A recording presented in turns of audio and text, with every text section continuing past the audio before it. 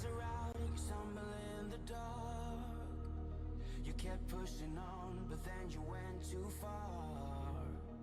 When your ship has sailed and all your dreams are lost, everything is wrong, you feel like it's your fault. Just remember, I will be there for you, baby. Remember, there's nothing out there to get you, don't forget it. When life throws lemons, just call on me. Just call on me. Just call on me. Just call on me.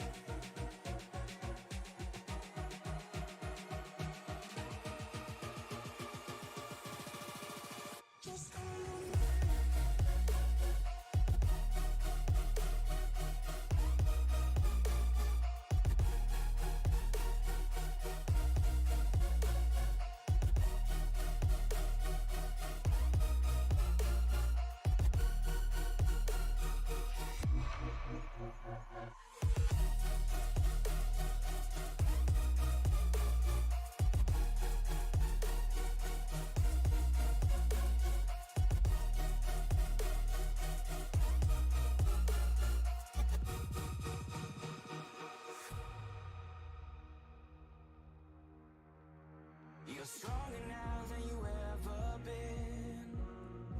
You gotta leave now, it's time to catch the wind. You will climb up high and look through the clouds.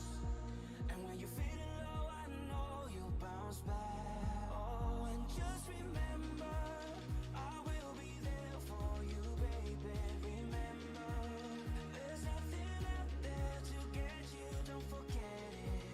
When life throws lemons, just call on me. Just call on me. Just call on me. Just call on me.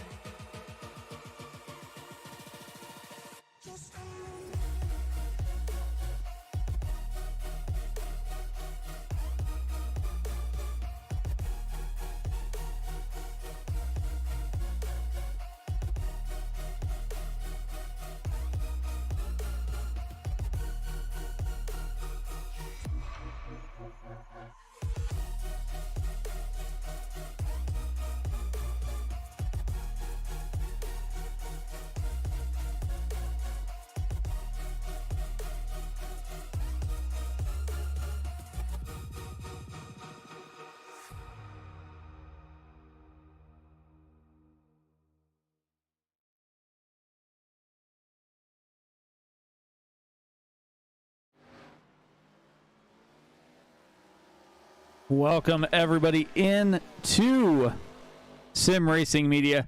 Tonight we have the Dynasty Racing League Cup Series in the Gen 4 cars. Last night they were here in the Pro Series. They were able to make it around Rockingham without any cautions. So tonight we'll see what they can do with these Gen 4 cars. Last week we did see Taylor Butcher Benjamin dominates race, leading 53 laps, bringing home the W. Brandon Brobery in second, and Chris Vanderplatz rounded out the top three. So as we get going here, they're just about ready to wrap up practice. I am Mike Demoni, as always, and joined with me, Matt Metler. Matt, how's it going, man? Hey, Mike. It's nighttime. It's prime time. The right time for DRL. These boys are action-packed. Mike, you mentioned last night, caution-free.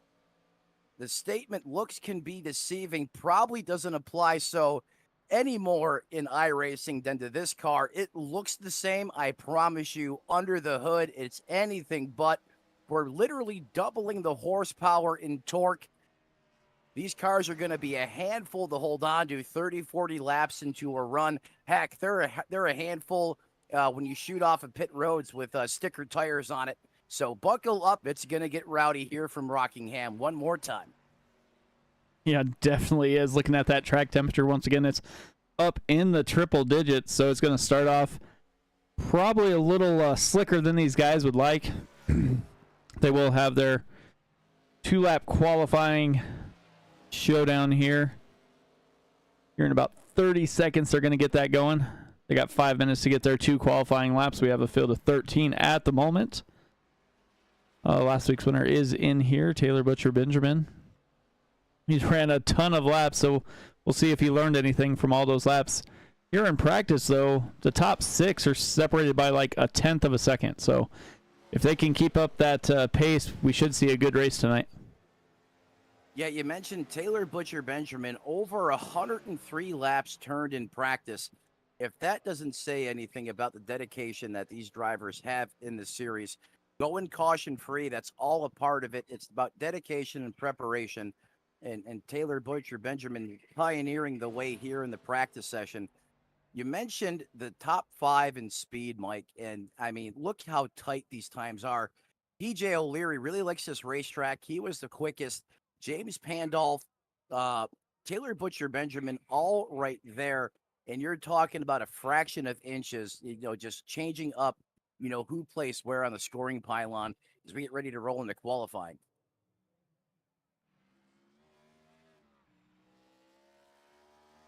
Yeah, James Pandolf out on track right now.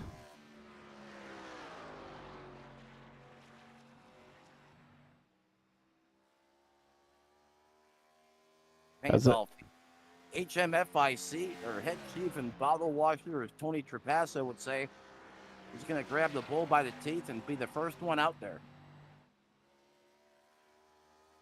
Yeah, he definitely shook it up a little bit this week, only giving them 5 minutes to get those 2 laps. Usually it's 10, and they kind of drag it out a little bit, but Pandolf wants to get back the fastest lap this time, hopefully in qualifying. First lap of 24:31, so not too bad there. No, not at all, and that's right in the area that his qualifying lap was. Sam Niederhelm needs a little work there. Almost, actually 2 seconds slower than James Pandolf. But that 24:31 is blistering quick, is the 13 of Ryan Mountery. And look at that, just as we say that, look who knocks him off by 100th. TBB at a 24:30 flat.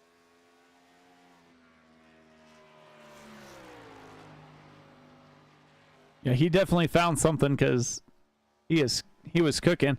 Brandon Brobery up there with the 24:35. Oh, PJ O'Leary just went fast, and Taylor Butcher Benjamin backed it up as well. Both of them 24:21s right after each other. Mike, let me ask you a question. So if you turn identical lap times, how does iRacing decipher who's going to get the pole and who's going to get second? Is Brandon Broby bests them both now at 24:19 top of the pylon, and then JP fires right back at 24:14.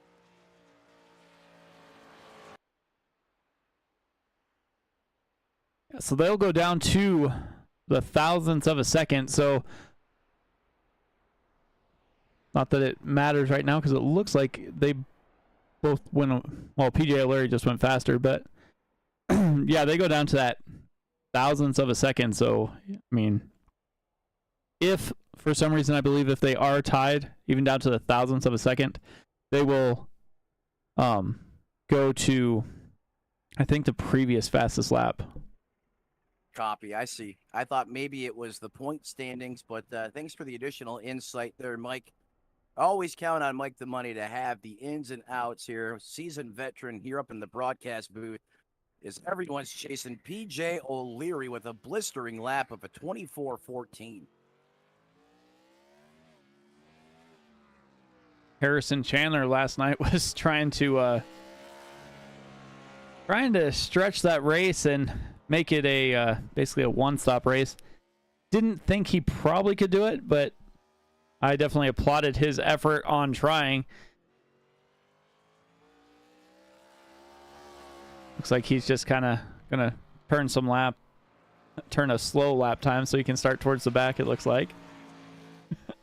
Yeah, as Mac would say, I was flabbergasted when I was in the race car when JP was telling me over team communication that the 4 of Harrison Chandler was trying to one-stop this race. Virtually, 197 laps, will round it up, 200 laps. That's 100 laps out there on those General tires.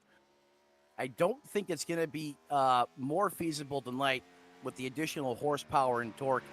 And right along with that, fuel consumption as well is going to be at a premium. Yeah, he came in on 94 last night, so I'm assuming he's not going to try it this time. He's just going to race through, but he still was able to get a decent finishing spot, even though he was on that little bit different strategy. He did stop a second time, but speaking of strategy, Mike, two big names, actually a couple big names I'm still not seeing as we get deeper into qualifying. Thomas Harmon in the 68, not on the board. Austin Collins, he's got a win last week, runner-up finish last night, not seeing him anywhere. No hauler in the infield. This could be a chance for some of these other guys that are really, really churning for a win here to get that W tonight. yeah, it definitely looks like it. Let's see if we can find PJ here while they're getting ready. Matt, I believe you're with our pole setter, PJ O'Leary. PJ, Matt and Mike up in the booth. You got us, sir. Yes, sir. I got y'all. Well, you are the man with the plan, especially in qualifying trip. You come out there with a missile of a lap that's going to put that 29 ride on the pole. What do you have for these guys tonight? We were talking in pre-race. This car may look the same, but it's a whole lot different when you open the hood on these race cars. What's going to be the keys to success tonight? How are you going to bring that thing home P1? Well, number one, I got to hopefully survive and try to keep this thing in one piece because these cars have much more horsepower than the ARCA cars do. That's the first thing. Second thing is, obviously, we got some pretty stout competition compared to last night as well. Obviously, I got TBB behind me. He's the man around here. Him and Thomas dominated this series last season. So starting up front's one thing, finishing there's another. So we'll see what we got for him tonight. But it's gonna be tough. But if there's one car that I think that could challenge these boys, it's this number 29 Shell Pennzoil Chevy Monte Carlo SS. No, you hit the nail right on the head. You certainly showed me how to get around here last night. We'll see if the Tennessee man has some Tennessee magic in that 29 ride. He's your pole sitter tonight, PJ O'Leary. Best of luck. Mike, back to you. Thank you. Well, there you heard it from our pole setter, PJ O'Leary. Brandon Brobery in second. Taylor Butcher Benjamin inside row 2. Outside is Harrison Chandler. James Pandolf in 5th. Blake Henderson just to his outside in P6. Row 4, Ryan Montre, Bryce Boyer. And then you have Chris Melton, Sam Niederhelm, Dave Acacia, and David Anderson. Yeah, David Anderson there, Dave Acacia, and others as we have 13 drivers going to roll off here tonight. They are going to take the green flag. Every one of them looking for some light and some lady luck to be on their side as we go 197 laps from the Rock. One more time, the DRL Cup Series live in prime time. If you're new to SRM, make sure you like, subscribe, hit that bell, set you up for notifications, let you know each and every time we go live here on SRM. As those lights are out on the pace car, we get ready to turn these boys loose one more time.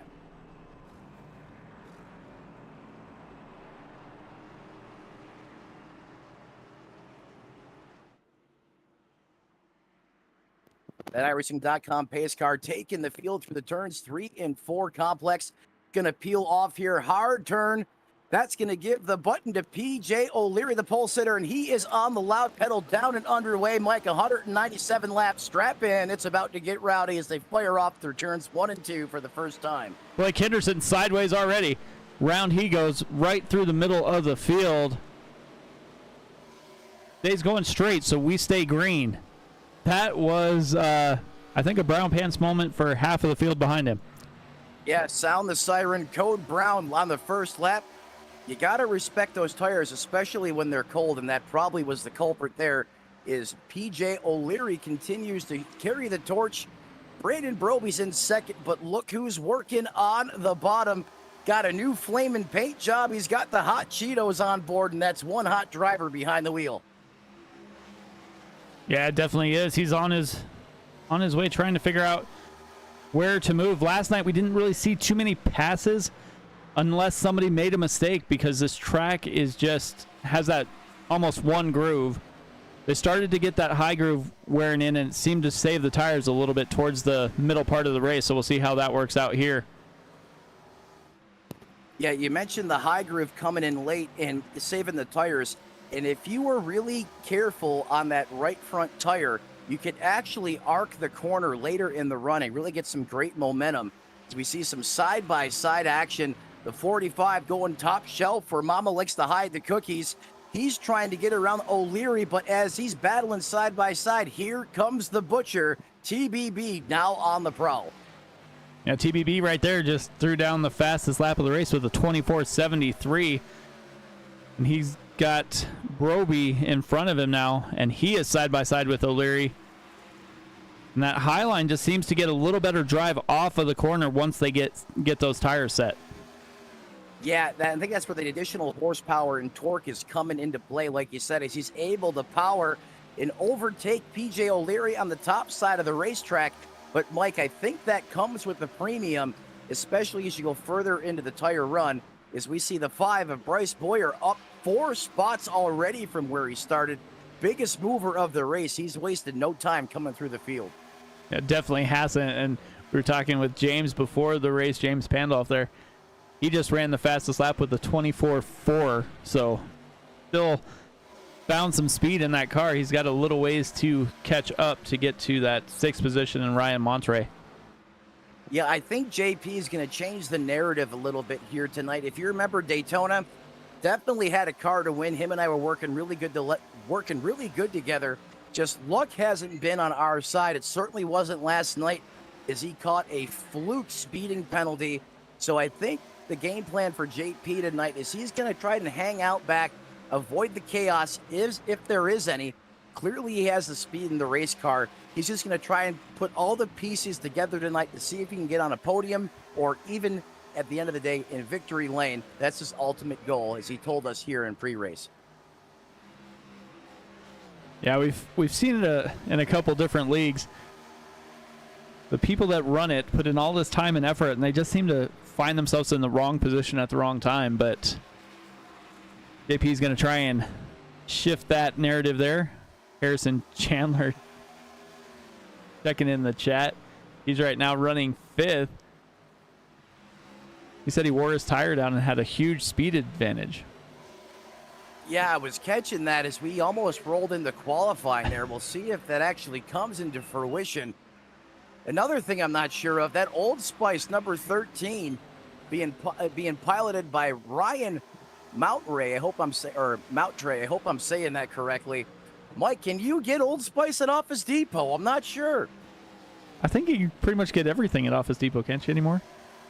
It seems that way, but kind of a little bit of a Tony Stewart throwback there. Definitely used to seeing him in the Office Depot and Old Spice car at times as the primary sponsor. Haven't seen the collab with 2 of them together, but it's working. I'm liking the paint scheme on that 13 tonight. Yeah, it definitely is. Had to kind of do a double take when you were talking about it earlier, because I saw the Old Spice on the hood and didn't realize that that lighter red was the Office Depot in pre-race there. But heck of a paint job there. Brandon Broby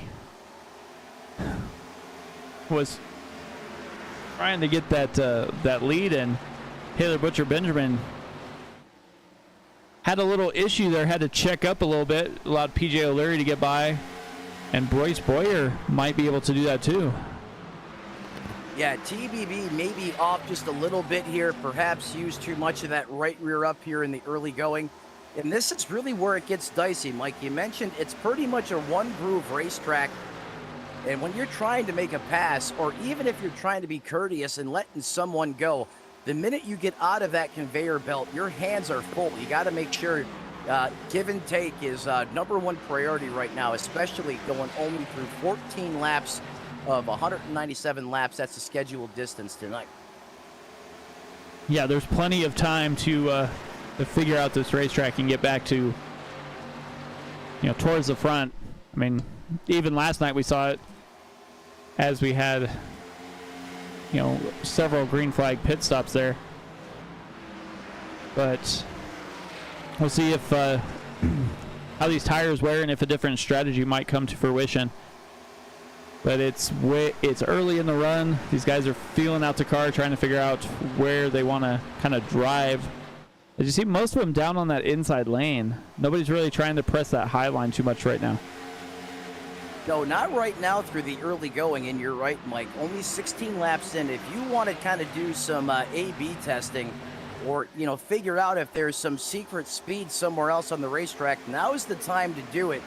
Will we see anyone venture up top? I think we will as this rubber wears into the racetrack. But for right now, you're right. Everyone's pretty much glued to the bottom as we're watching TBB slip one spot back from where he started, currently in that 4th position.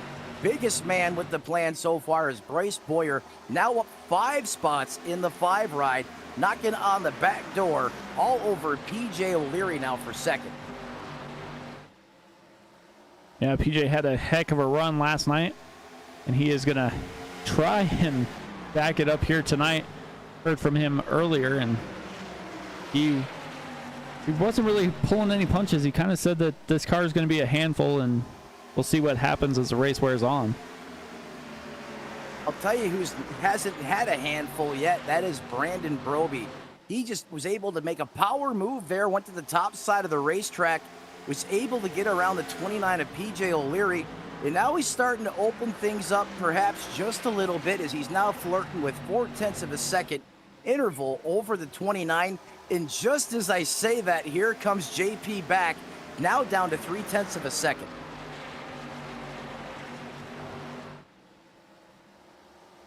Yeah, you got to see how those how they're gonna try and, or if they're gonna try and maybe save a little bit of fuel, maybe save the tires a little bit, because I mean we saw it previously. You have those guys that go out really quick.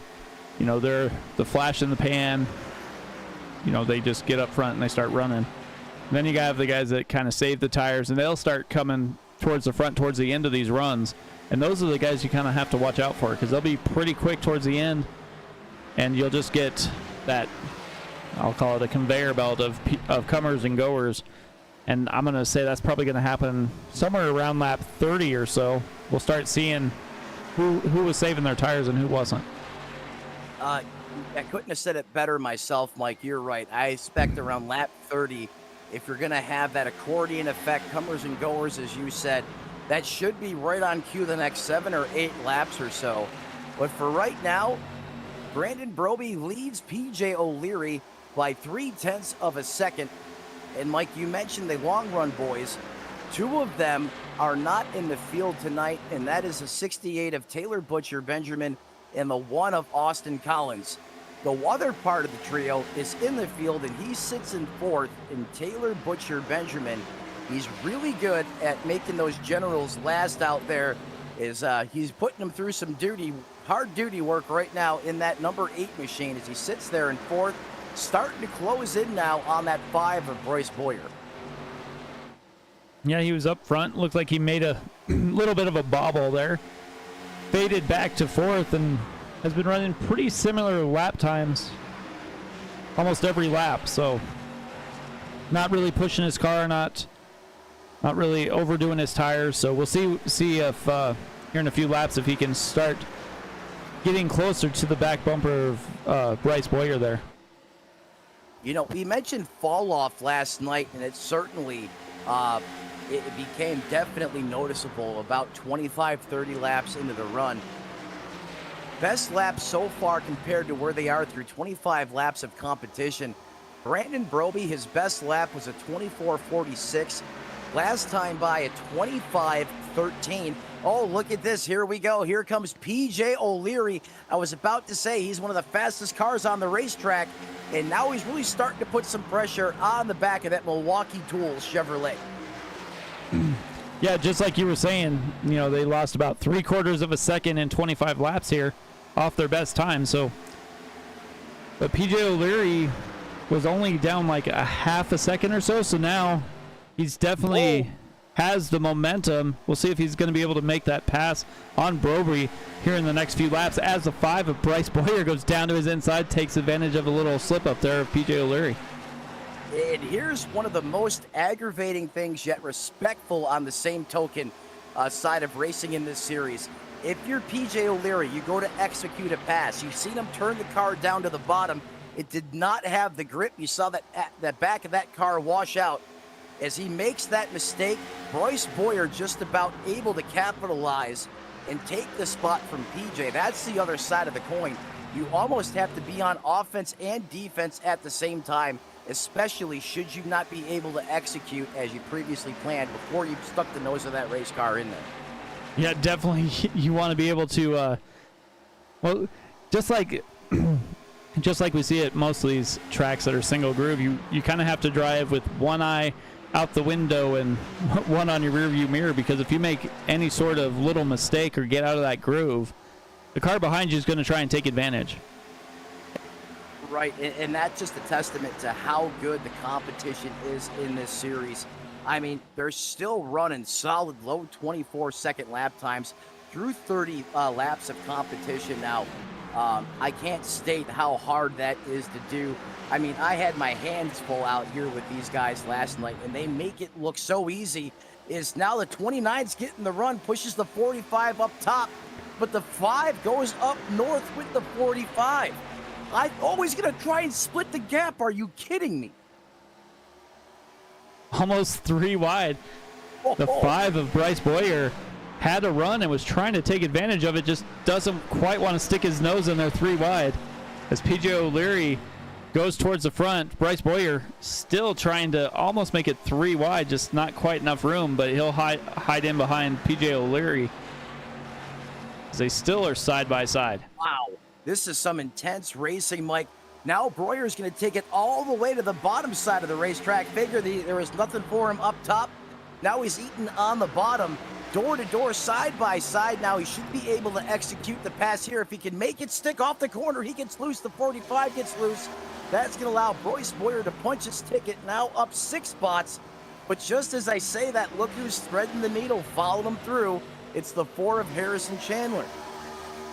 Well, like we said, you know, you get that one little mistake and you get out of line, you're pretty much on a conveyor belt going backwards. Unless you can hold that top line, which it looks like Broby's trying to do here, but Chandler still has that run. PBB down on the inside as well. Going to try and push Chandler through. And you know who's loving all of this? This gentleman sitting right off the back of this 445 battle. That is the 8 of Taylor Butcher Benjamin. Is he sitting there like a Cheshire cat with a grin on his face, replicating that Cheetos guy he has on the front of the hood as he is there now. Is that battle between Broby and Chandler allowed him to really close up all that real estate that he had lost. I mean, he is right there now should one of them slip. Yeah, definitely these top 5 are basically within a second. And then from Taylor Butcher Benjamin back to James Pandolf, it's almost 2 seconds. As Pandolf gets loose coming off of 2 there. Actually a nice save, Mike. Great call as you caught him really having to get up on the wheel, as he has a mirror full of Sam Niederhelm in that 66. I really didn't think he would have long run speed here, but then again, that's what these guys do. You think one thing, they're going to do another. As he pulls down alongside, he's going to try to execute the pass here coming into the 3 and 4 complex. Gets a great run. JP trying to fire back on the top side, getting that run with the momentum. Oh, look at this. Sam Niederhelm's going to get the spot. Move him up 1, now up 3 spots to 6 as JP fires back on the inside.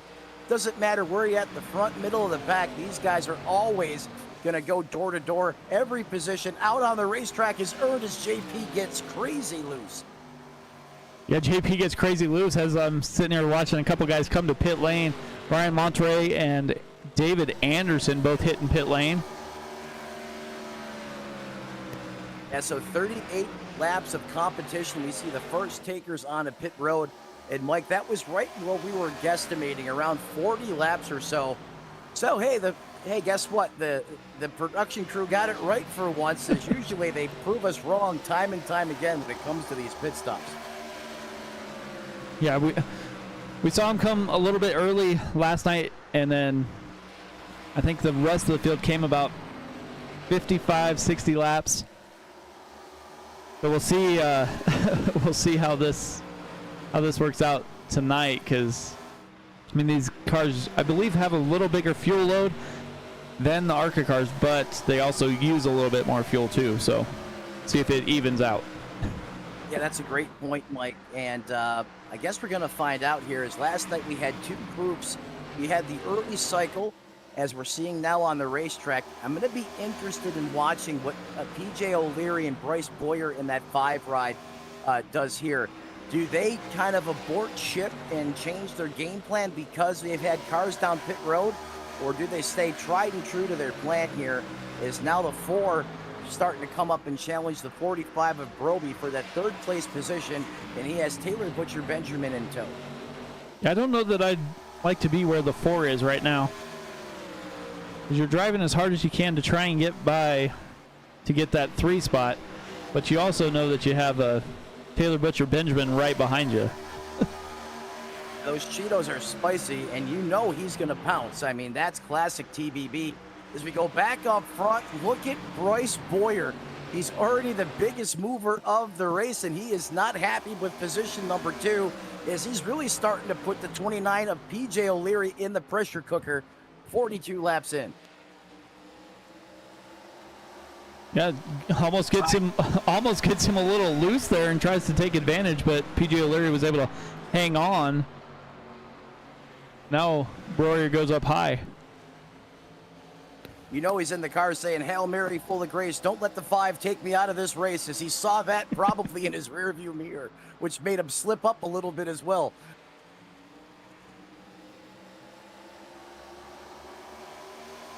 Well, never mind. I'll say we saw something happen there with It was Chris Melton. yeah, Sam Niederhelm all of a sudden aborted the race. So perhaps maybe an incident with the 78 and 66 of Sam Niederhelm. I didn't see anything in telemetry other than some red numerical characters, which sometimes can, let us know that there could be some issues going on right there. But nonetheless, Mike, we stay green now, 45 laps through competition. Suddenly, this top 4, top 5 has a little bit of distance between itself, as Bryce Boyer really the closest competition still to the 9 or the 29, and also the closest battle, I believe, on the racetrack inside the top 5. let's look at something real quick back here with Harrison Chandler and Brandon Brobery.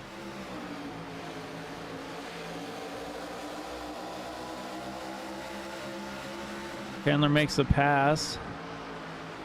Oh, carries too much speed, slides up the racetrack a little bit. Ooh, he kisses a piece of the flat. Yeah. Whoa. Oh, still too much speed. And see, Mike, you hit it right on the head. When you're forced outside of that preferred line, as both those drivers did because they were battling for a position, once they get out of the comfort zone, those cars all of a sudden drive a lot differently, and I think that's a big reason why you've seen that contact on the high side of the racetrack. Yeah, we noticed it last night. If you messed up the 1 and 2 just a little bit, it changed the way you drove 3 and 4, and most of the time you slid up the track and almost got into the wall, if not in the corner, on exit. Yeah, I was guilty of that myself. And I really don't have an answer as to why. Maybe perhaps it just gets you out of your element, out of that routine per se. But I mean, I can raise my hand to that one. You're absolutely right. But while all that was going on, PJ O'Leary is now out to over a second lead over Bryce Boyer. And Bryce Boyer has a mirrorful of Taylor Butcher Benjamin now. Yeah, you're right. Here he comes back on the charge. He was going hard through the initial opening laps, and then he kind of backed off a little bit, probably going into tire conservation mode. Lap 50, we still have not seen these front runners come in yet. I'm going to say they're going to stay out there to lap 60, 65 perhaps, as now here goes the 8 pulling the trigger, looking to take over that P2 position from Bryce Boyer, and there's the 4 right on cue. Harrison Chandler is looking there to pounce. Should there be a mishap here? And Mike, like we always say, catching them is one thing, passing them another. Yeah, definitely. Ooh, TBB got loose right there coming off of 4. Had to check up, get that car back underneath him, allowed Harrison Chandler to take P3. So now he is going to try and pass Boyer here. We'll see if he has anything for that 5 car. Yeah, I guarantee you the 8 of Taylor Butcher Benjamin is bonking his noodle off the steering wheel. And we were just literally talking about it, Mike. You make a mistake on that execution, someone else probably going to capitalize, and that was Harrison Chandler. Now, look at this. He's back up to the bumper of the 5, charging hard on the inside. Now he's on the man on the move. Yep, trying to find any sort of ground to get past this 5. And Bryce is doing a great job at defending P2 here. He has not let anybody get their nose down inside of him, as he's carrying a lot more speed through the corner, and he's starting to run a little higher than everybody else as well. Yeah, I think Bryce has figured out that the grip just isn't there laterally with these 54, 55 laps about to be on these General tires. Oh, both of them got scary loose there. Had to deploy the save. And you're right, he's doing a great job of defending, basically forcing the competition to dare to pass him on the bottom. You try to put the hammer down and that grip isn't there, and it becomes a handful really quick. Yeah, we saw it a couple times even tonight. You go to pass somebody coming out of a corner, you get on the gas a little too soon, and you're almost sideways. As he gets into the back of the 5, spins him out into the wall. What a save! I know there was some wall contact there, Mike, but how did he keep that car from not being turned into a Kellogg sandwich? Let's see if we can see. I can't believe that. I mean, that had wreck written all over it, and somehow we continue to motor on.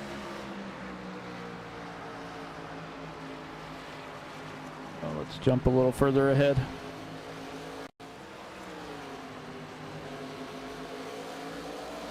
Really? It's the easy ones that are hard to find. Well, it's I'm just starting to figure that out. It says that he got passed here. All right. There we go.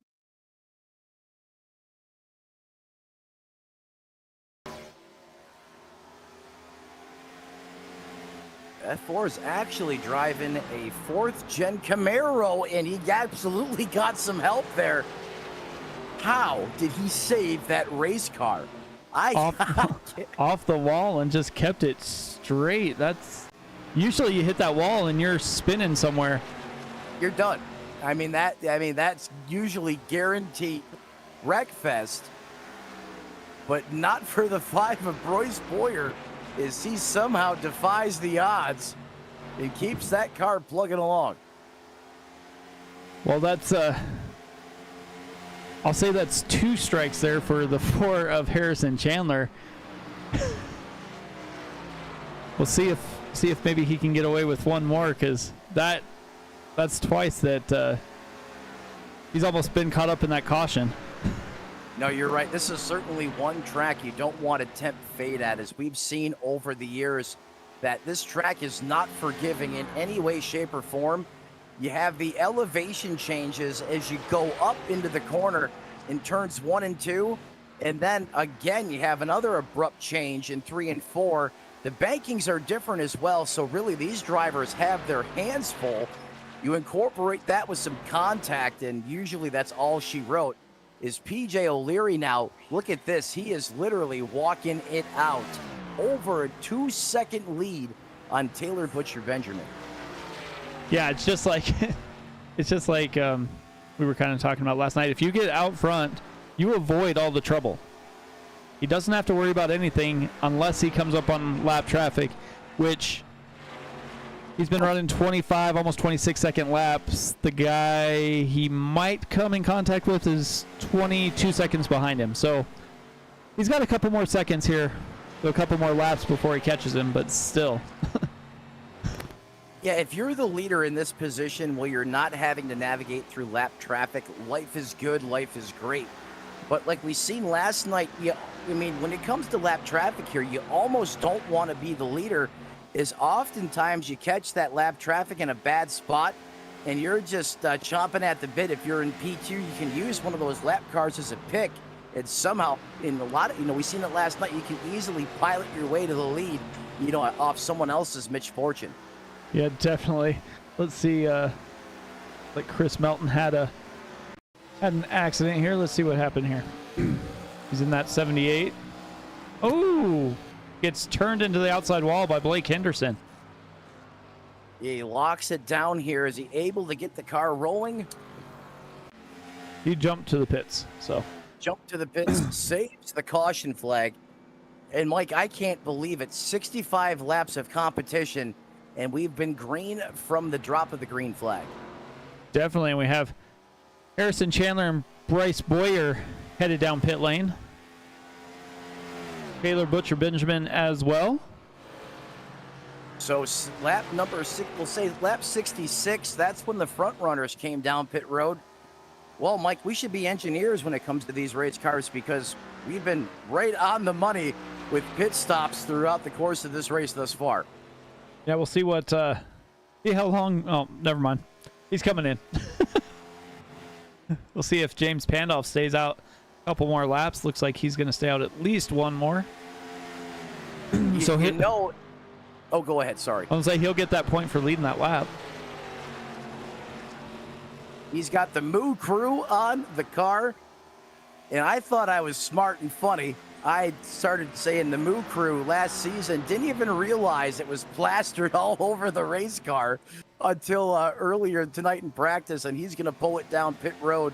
Gets, the 25 is out there looking like drift night. Hold on to it, son.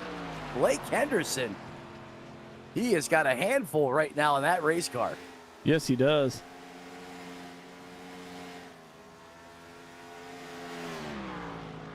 So that should sum up the first round of pit stops.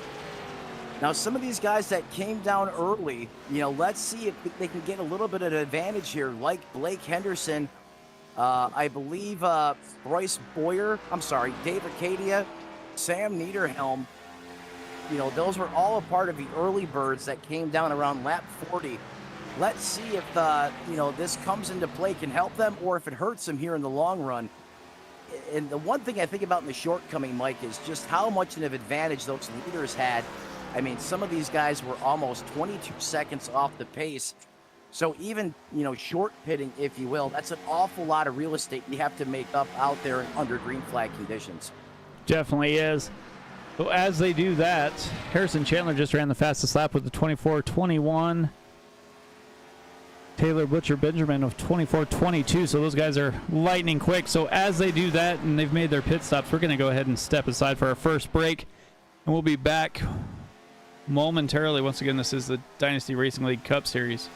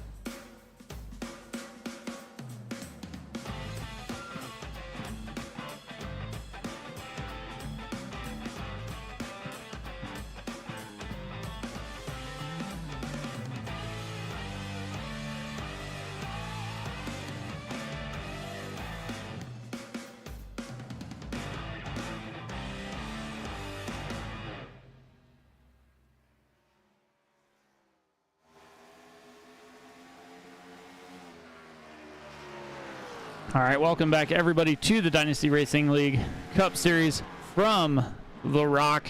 We're 77 laps in. We've got Harrison Chandler leading the race. Taylor Butcher Benjamin in second. PJ O'Leary in third. Bryce Boyer up to fourth. James Pandoff rounds out that top five.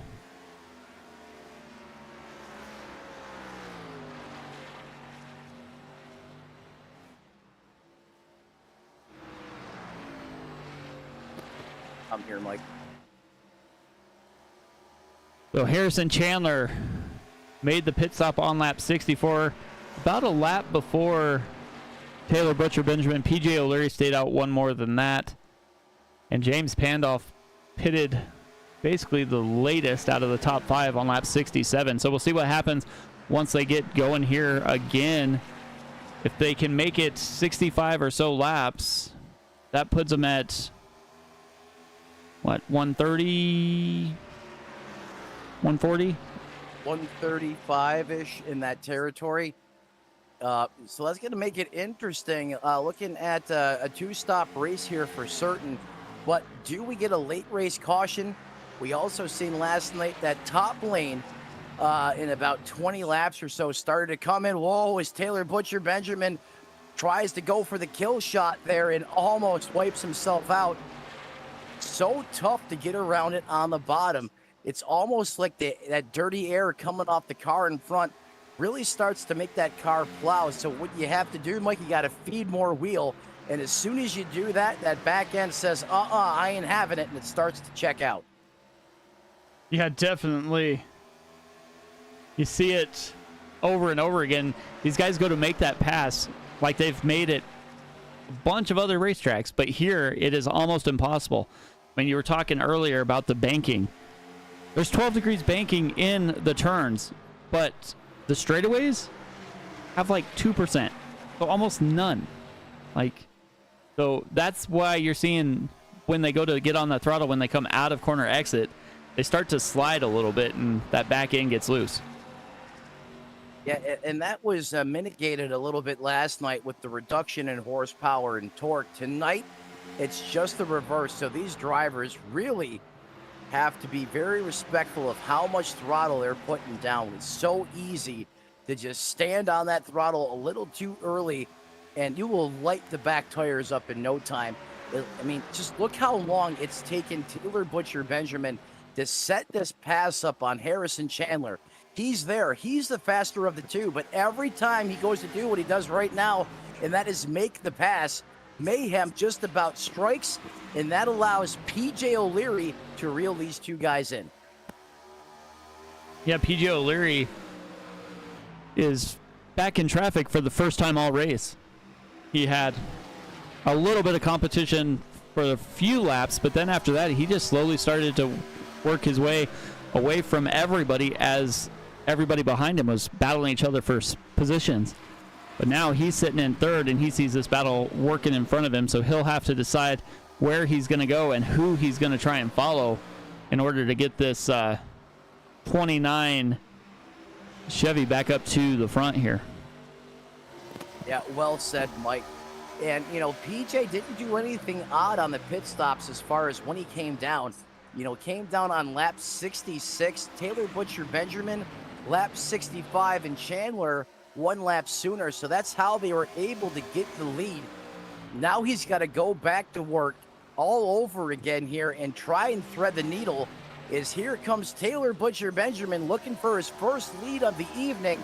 Charging hard on the bottom, start-finish line, give the lead to Taylor Butcher Benjamin. The 8 takes it to the front, or does the 4 try to charge back on the high side? Well, the four tried, but Taylor Butcher Benjamin just had a good run, and PJ O'Leary is right behind him, so we'll see if he's going to be able to push up and get a run on Butcher Benjamin here as well, as now both of those cars have driven away from Harrison Chandler. Yeah, the blink of an eye, the front of the field has changed its complexion entirely.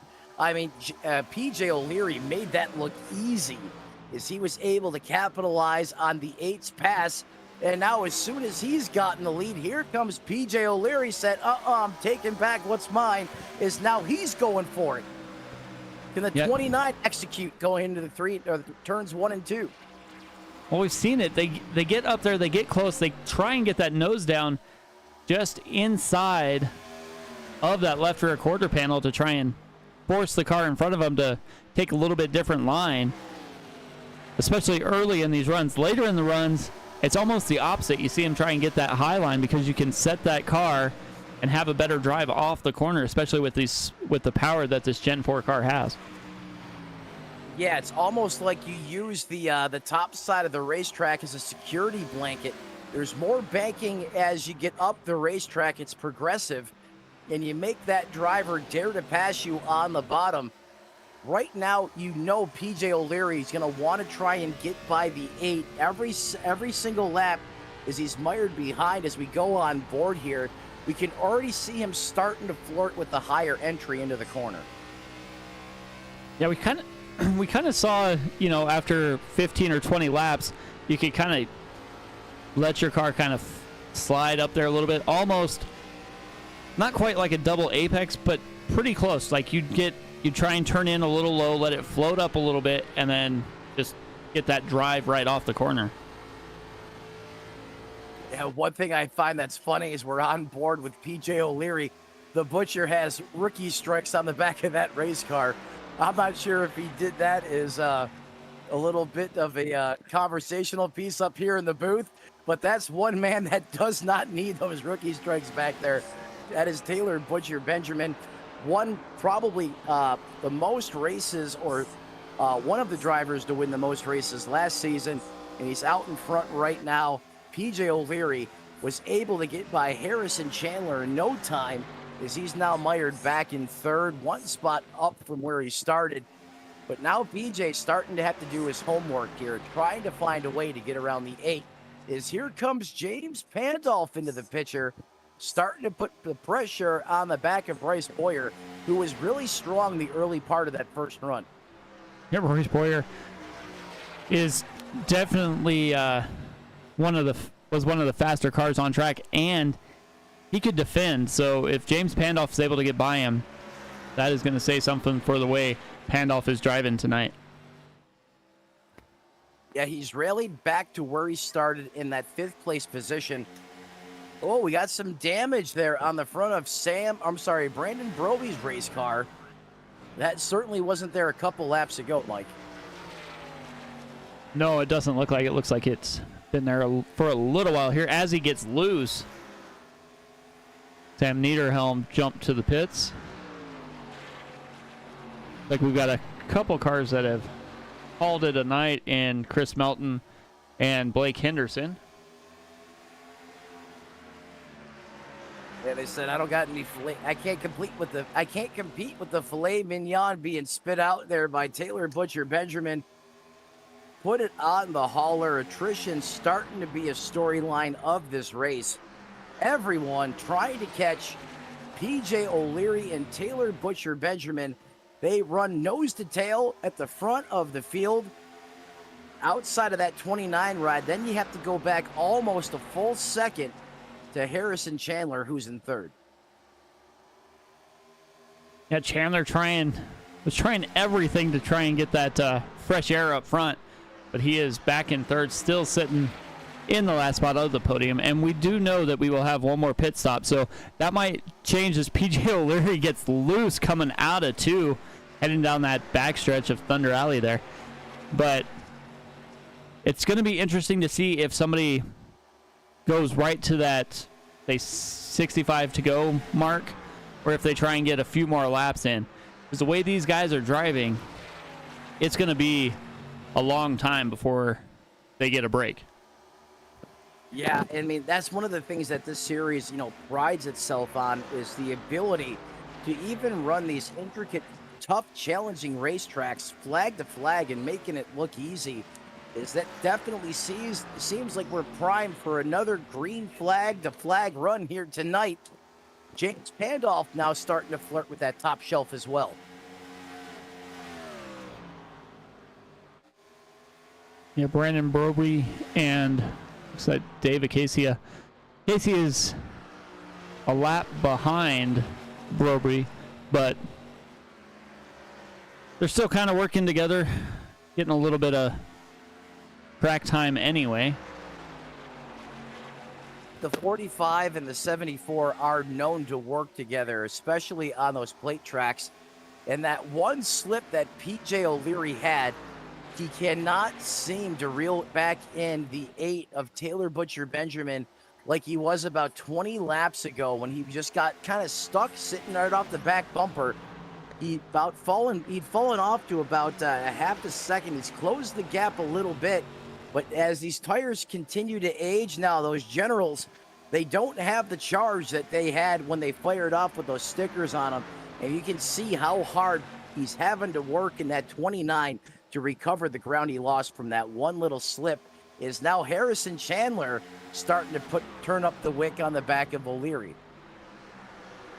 Yeah, like we were talking about, you make that one little mistake and it just almost compounds itself because you start to lose a little bit of speed. Everybody behind you is going to try and take advantage because they know that's going to be their only chance to get by you is if you make a mistake. Right, and I think it gets compounded, right? So when you make a mistake, the car slides. That's going to increase the amount of heat in those tires. Then you get out of that conveyor belt groove. It's going to force you up the racetrack. So it's a lot more than just, it's a lot more than just a slip. When you think about everything that happens that goes along with it, you have to recover in a couple different ways here. Is now PJ O'Leary almost right back to where he was before the slip up, is he's about a car length off the back of Taylor Butcher Benjamin.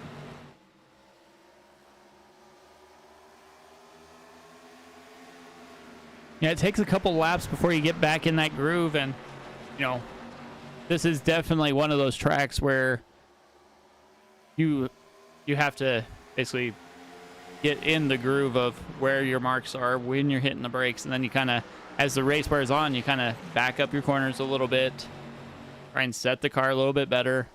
These guys are doing a heck of a job here, as this top 3 is almost got a 9-second lead over the 4th place of Royce Boyer here.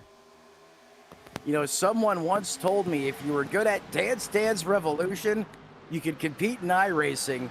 And I bought that hook, line, and sinker. And Mike, I'd be the first one to tell you they were totally wrong.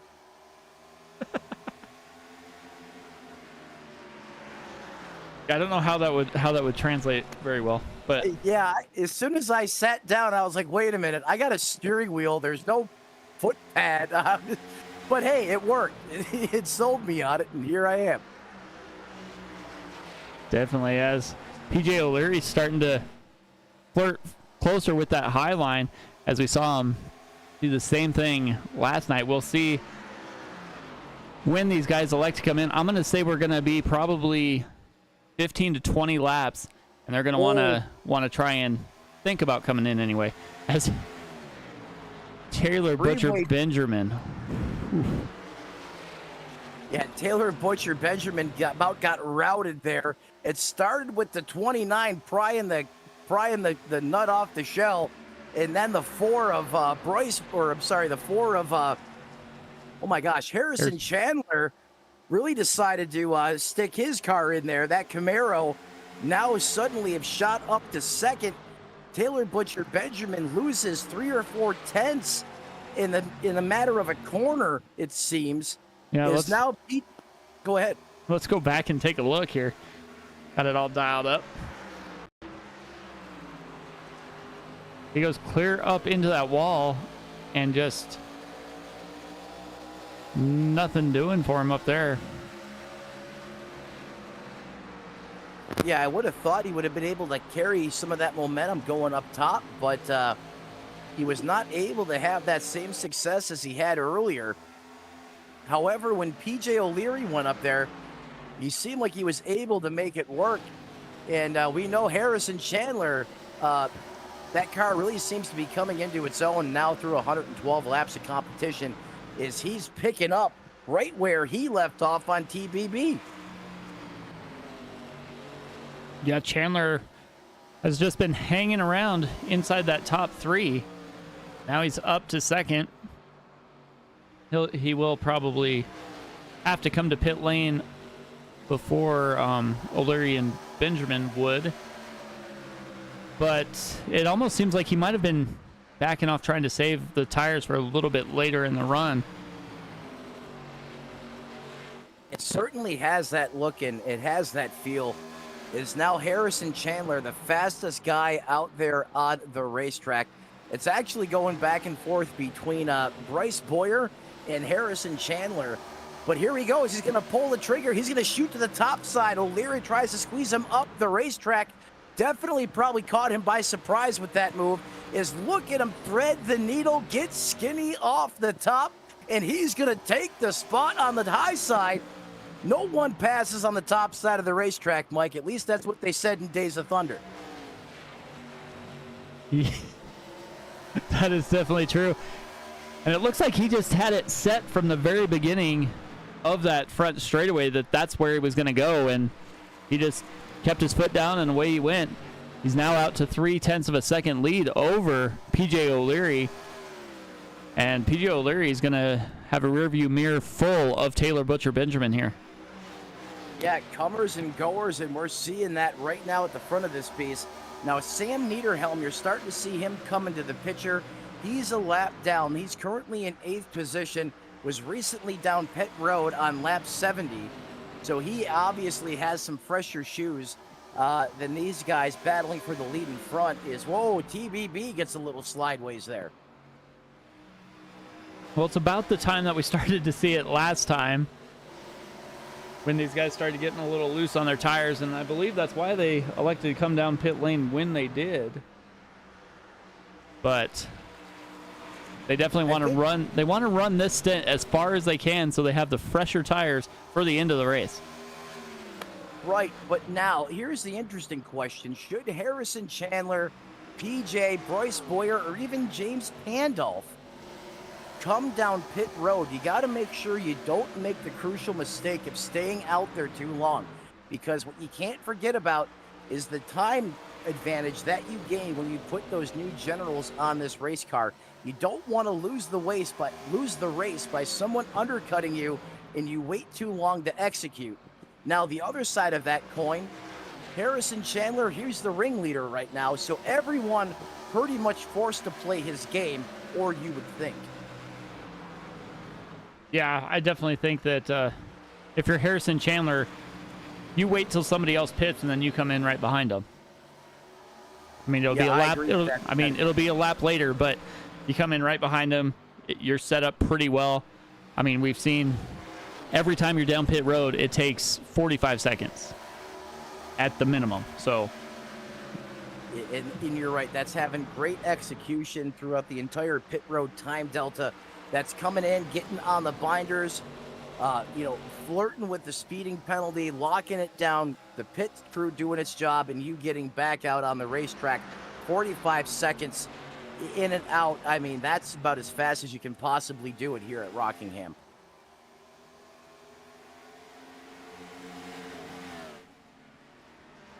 Definitely is. Yeah, how close PJ gets to that outside wall. He was definitely up there. It is, and you really have to drive the car a lot differently when you go to that top shelf of the racetrack. I was perplexed at how much differently you had to attack the corners when you transition to the top side of the racetrack. You almost have to back up the corner. You have to get in there. The car wants to slide up a lot more, and it wants to get tight. The minute you touch the throttle, though, as you see him get the piece of the wall there, slip up by the 29 of O'Leary as he's trying to navigate around or trying to find his way around the 4 of Harrison Chandler. Yeah, trying everything he can. You can kind of see he slides up the track a little bit, about halfway through the corner, and then sets it down and tries to get it to drive off.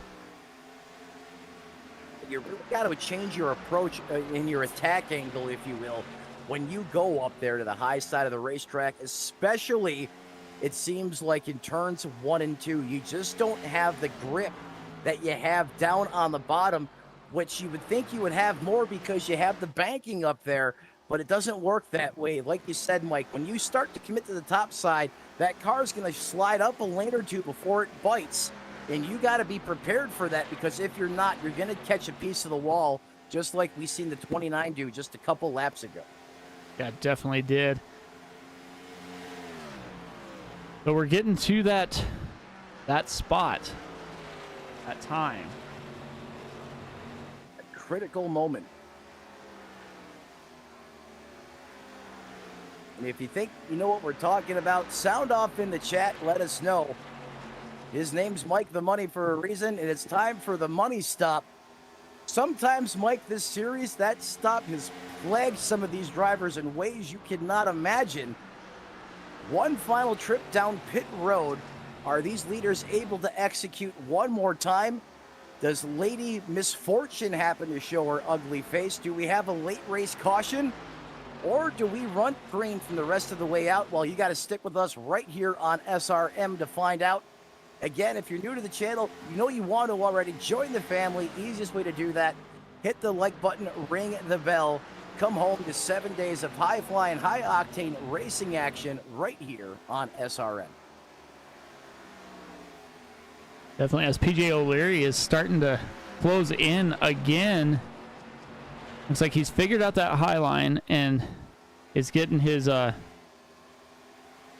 drive off a lot better as he's down to the inside now. So that's going to change up his corner where he was running as he slides up into Chandler. Side by side, just a little bump. And that was not driver intent as well. That goes back to what I was saying, Mike, about how drastically different you have to drive these corners. Just as he figures out the top line and he transitions with that crossover move to the bottom, now he's got to quickly revert back to how he was attacking the racetrack when he was trying to run him down on the bottom side of the racetrack. And you see quickly how fast PJ O'Leary bails from that bottom and goes back to the top. Yeah, he was definitely faster up there. And now we have the lap car of the 45 of Brandon Brobery. So both of the leaders get by. We'll see if they can get it settled between them as we're on lap 130. So 67 laps to go. And Mike, I can't believe this, but with 130 laps to go, that lap car, that 6th place of Brandon Broby in the 45 means only 5 cars remain on the lead lap. That last car on the lead lap, Bryce Boyer, 14 seconds off the skid. Or I'm sorry, 14 seconds behind Harrison Chandler. As here comes Taylor Butcher Benjamin for the money stop. He's on pit road. He's got his pit box eyed up. Look for a quick stop here, and right on cue, the 5 of Bryce Boyer. Look for everyone to be down pit road momentarily. PJ O'Leary did what I said. Saw them take the pit stop, and they came down pit lane. Harrison Chandler is still out on track. Like throwing a bucket of chum into a group of great white sharks. The minute the first one hits, they all come down with it. Harrison Chandler continues to lead, but Brandon Broby, PJ O'Leary and others now on pit road. We're going to have to see how this all cycles out as we now make the final push to the checkered flag here on SRM. Yeah, Chandler and Pandolf have not hit pit lane yet. Pandolf is about 12 seconds back of Chandler. Chandler coming down this time. We'll see if Pandolf does as well. Pandolf working his way down the backstretch. Yeah, that's going to move Pandolf now into that second position. However, he's going to give it up as he's on pit road. Very nice job getting down to speed. As you've seen the 4 of Harrison Chandler, he really had his hands full when he decided to come down pit road. James Pandolf had really good execution. We go again for the next installment of Taylor Butcher Benjamin versus PJ O'Leary, side by side, or thinking about going side by side. He is staying committed to the bottom. Oh, gets a little out of the groove there, washing up the racetrack. That's going to give the advantage back to PJ, doing a great job of playing defense. Definitely is, as they go down to the bottom side of the track. As you see Harrison Chandler come out of pit road. So he is going to be second and a half back once he gets up to speed here. So PJ O'Leary, Taylor Butcher Benjamin, and Harrison Chandler battling it out up front.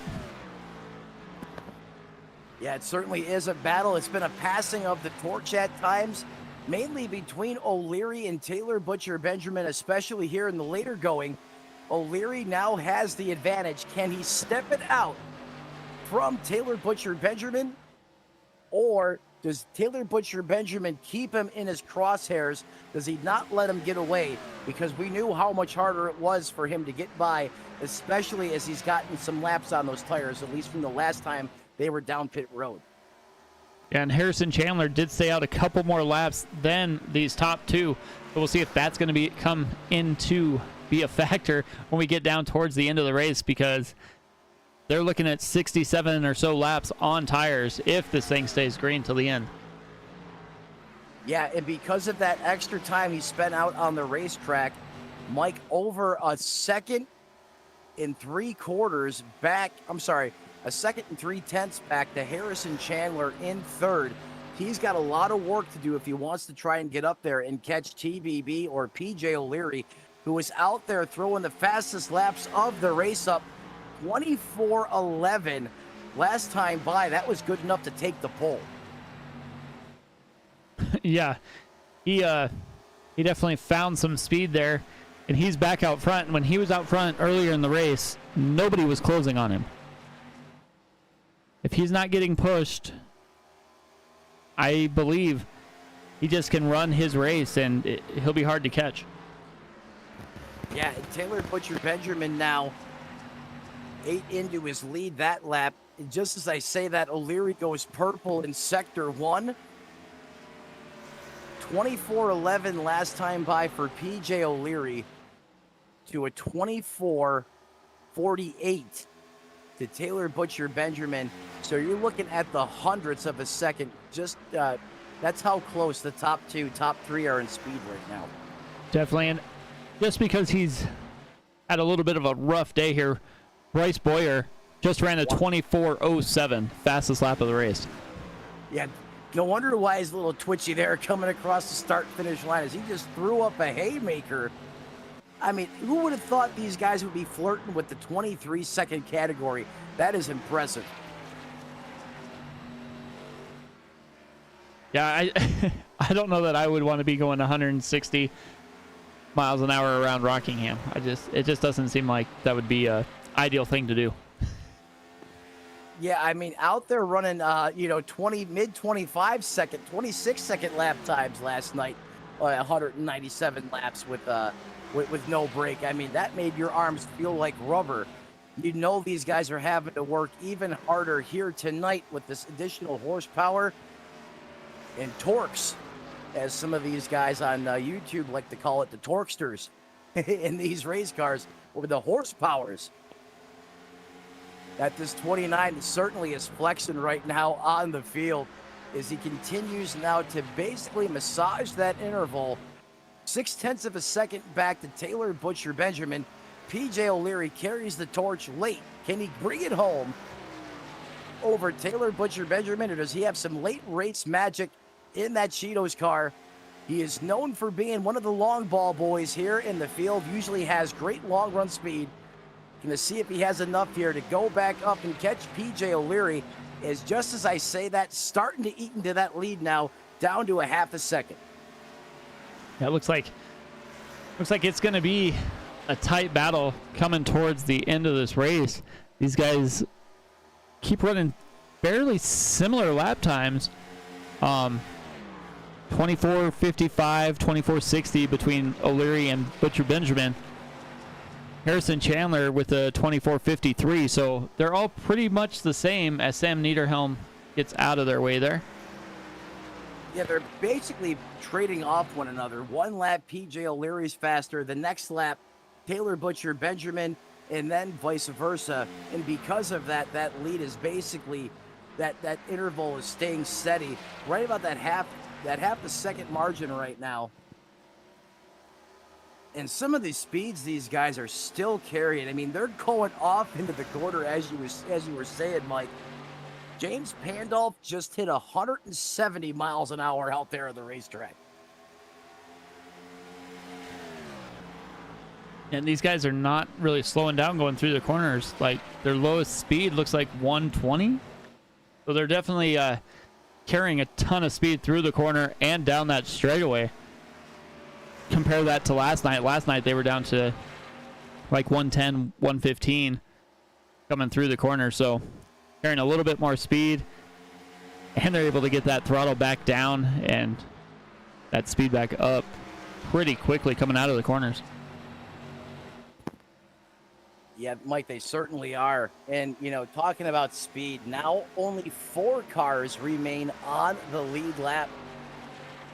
1 car outside of the podium is the only guy on the lead lap, and that is a 74 of James Pandolf. Is now Brandon Broby, the 5th place car, is now a lap down as well in the 45. He was unable to unlap himself, but now seems to be mired 1 lap down. 6th place, you got to go all the way to 3 laps down. 6th and 7th, that's going to be Dave Acadia in that 17 machine, the DeWalt Matt Kenseth throwback. In the 5 of Bryce Boyer, as he's getting really loose, comes up, pancakes the wall, gives it a high five at over 160 miles an hour. Bryce just can't seem to find the magic that he had earlier on in this race. Definitely not. But good news for Bryce. He'll finish 7th place if nothing else goes wrong. Because we have 8 cars that are running right now. As good as this racing action has been, Mike, I haven't even thought about the number of cars that were actually competing on the racetrack. Just watching these guys and just, how they perform and how they attack. Even if the field count is a little on the lower side of the spectrum, you often rarely even have an opportunity to think about it. Is now working lap 152, being written in the history books. PJ O'Leary now stretching it out a little bit. And just as I say that, the gap comes right back to 0.6 of a second over Taylor Butcher Benjamin. I don't think we've seen the last of that number 8 car yet. This is setting up for one of his call sign signature moves here, and that's a late race tire conservation move that he just executed so well last season. Hopefully PJ O'Leary does not let his guard down, because I promise you, sooner than later, that number 8 will be up there challenging that 29 before that checkered flag falls. Harrison Chandler got sideways coming out of 4, kept it straight, and didn't really lose too much time either. I don't know how. That is incredible. Well, as they battle down here, we're going to take our second commercial break, and we'll be right back with the Dynasty Racing League Cup Series run to the checkered here at Rockingham.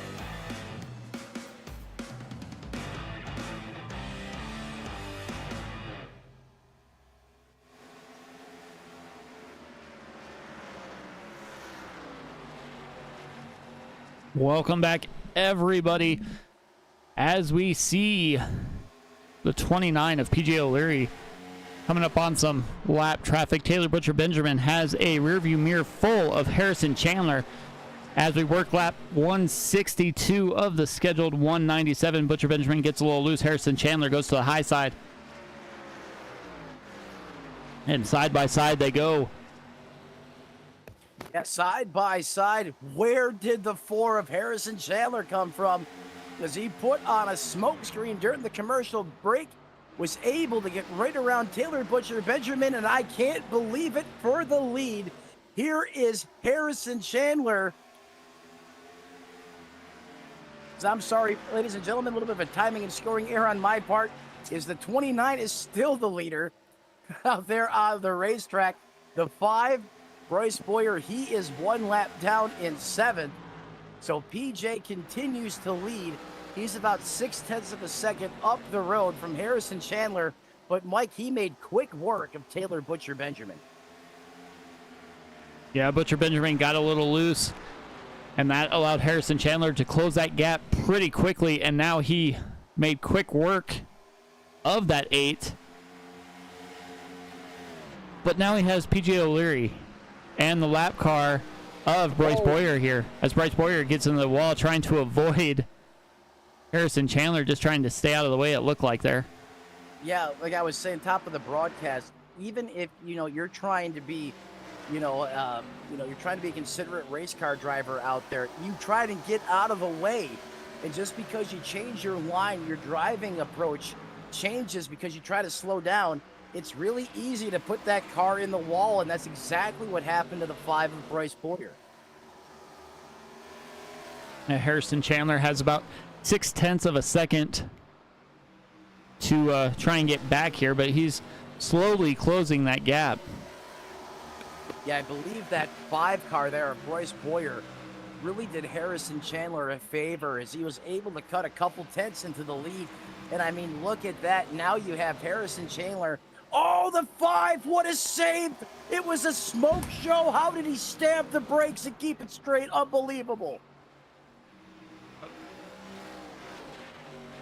Mike, have you ever? I don't know how he was able to keep that thing going and not collect Harrison Chandler there.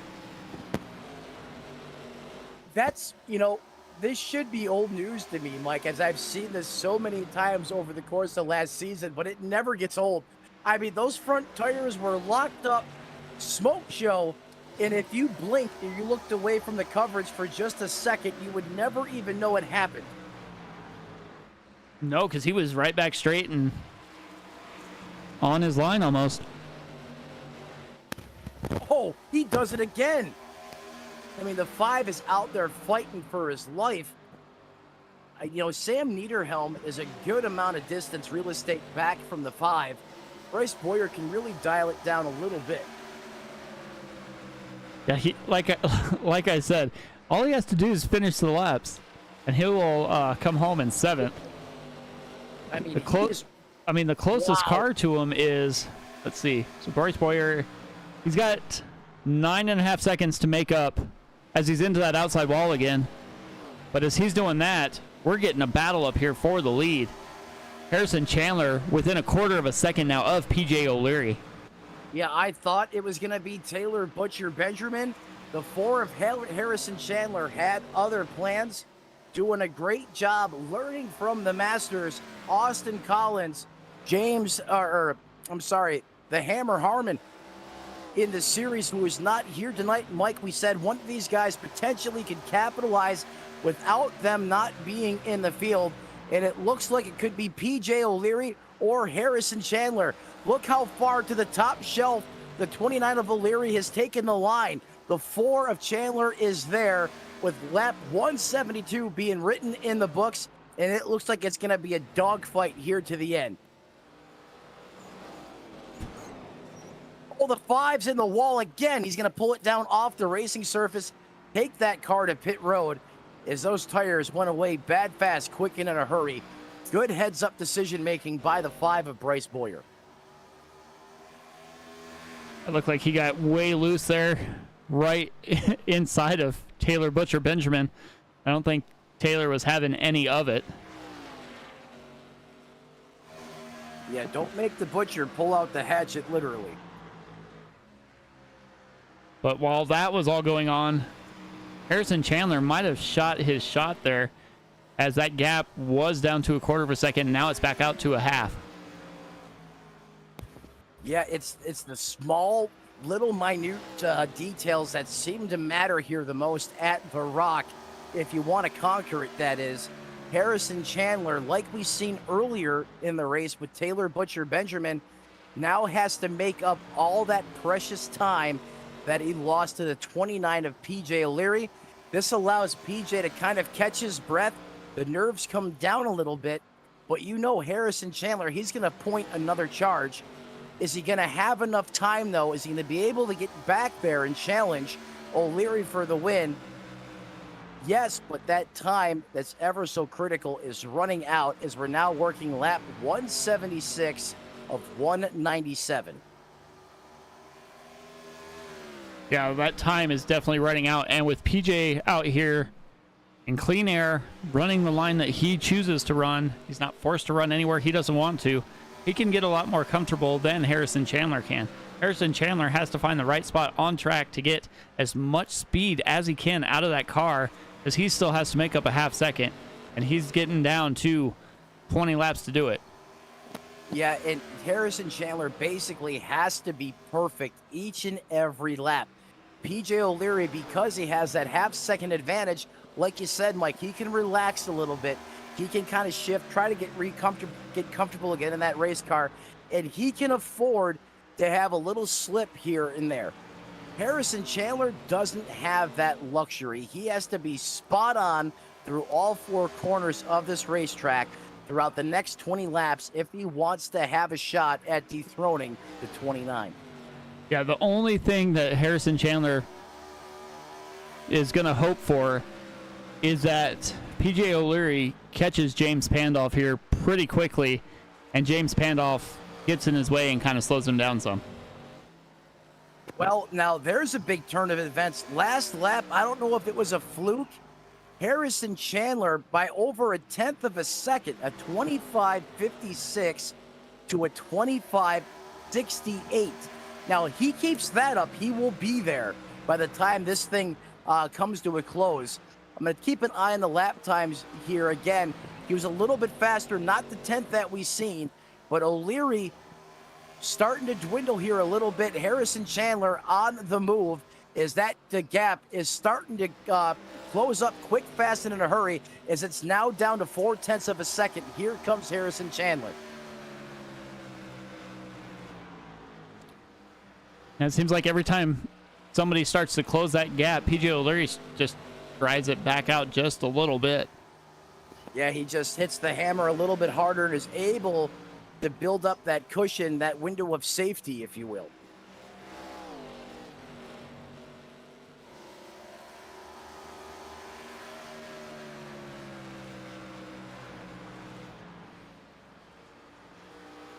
It's almost into that outside wall. He keeps running that higher line, Wow. and it seems to be working pretty well. He gets almost to the outside wall and then drives it down and just gets that better drive off, because he's out to now 7-8 tenths now.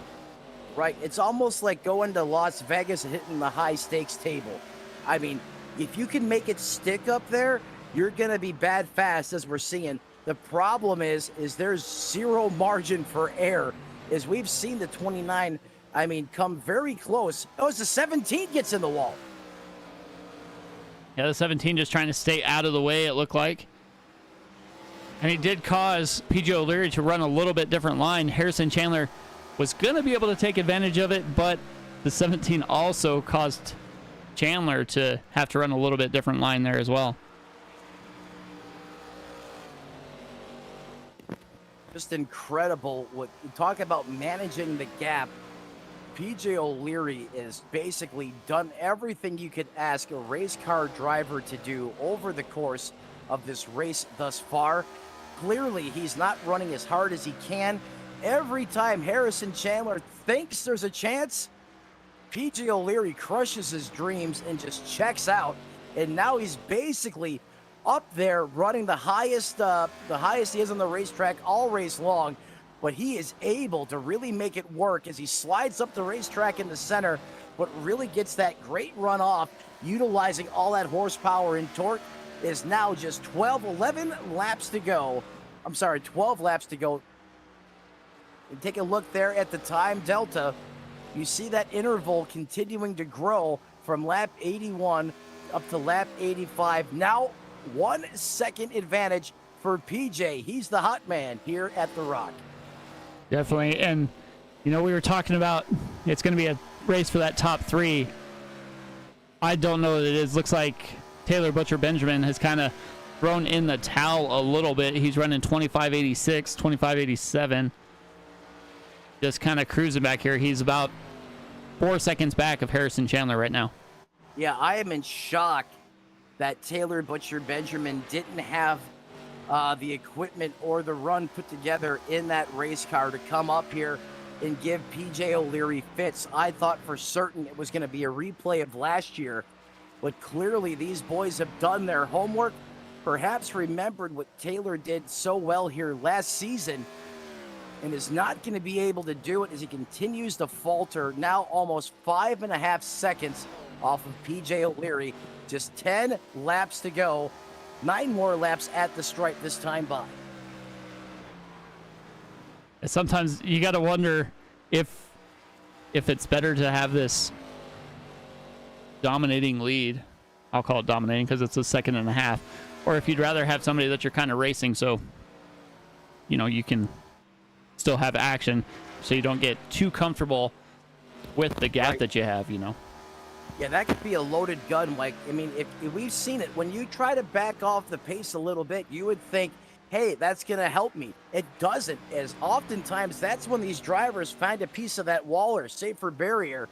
I agree 100%. JP O'Leary staying after it as that lead continues to grow, and I agree with that call inside the cockpit, and you know, for exactly the reasons you just said. Well, PJ O'Leary last night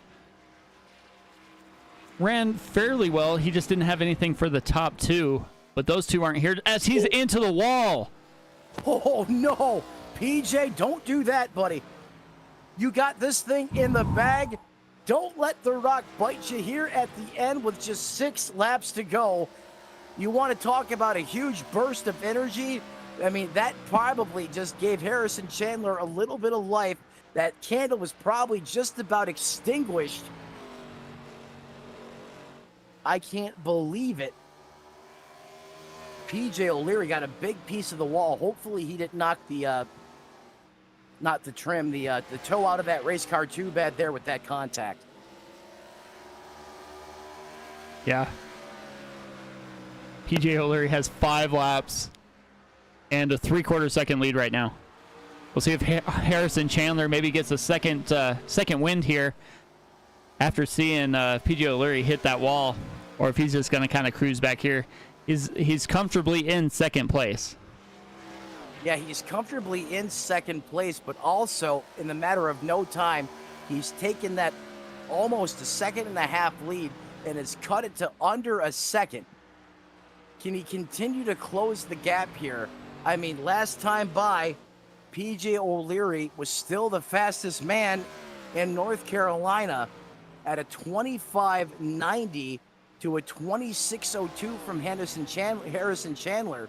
However, in spite of those lap times being where they are, that gap continues to remain consistent, fluctuating in that 0.8 seconds range. Yeah, it definitely does. Looks like they're pretty much running almost identical lap times, but we'll see if there's anything going to happen here when we get 2 to go this time by. You want to talk about the longest 2.2 miles, or I'm sorry, 2.5 miles of your life here for PJ O'Leary. You know, he was heartbroken. He didn't get the win last night. He was our pole sitter.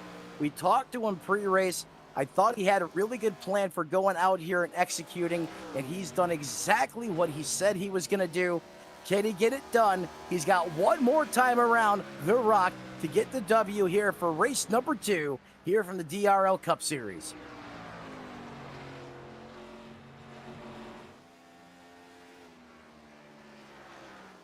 Down the backstretch for the final time for the 29 of P.J. O'Leary. He has been magnificent. He has been perfect, and he has been also lightning-like here as he comes to take the checkered flag. P.J. O'Leary's going to get the W here from the rock. Harrison Chandler is going to come home second. Taylor Butcher Benjamin third. James Pandolf, should everything stay the same, there he is, the 74.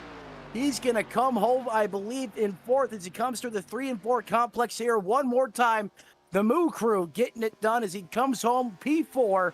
James Pandolf, and rounding out your top 5, 1 lap off the pace, that's going to be the 45 of Brandon Broby. But P.J. O'Leary electrifies here in prime time, and he wins race number 2.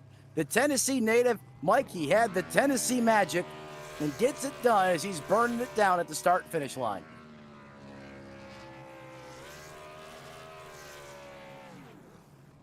Well, we talked to him last week. I've talked to him twice last week, once this week, once after he got the pole, and he wanted to put that 29 in victory lane, and he's able to do so tonight.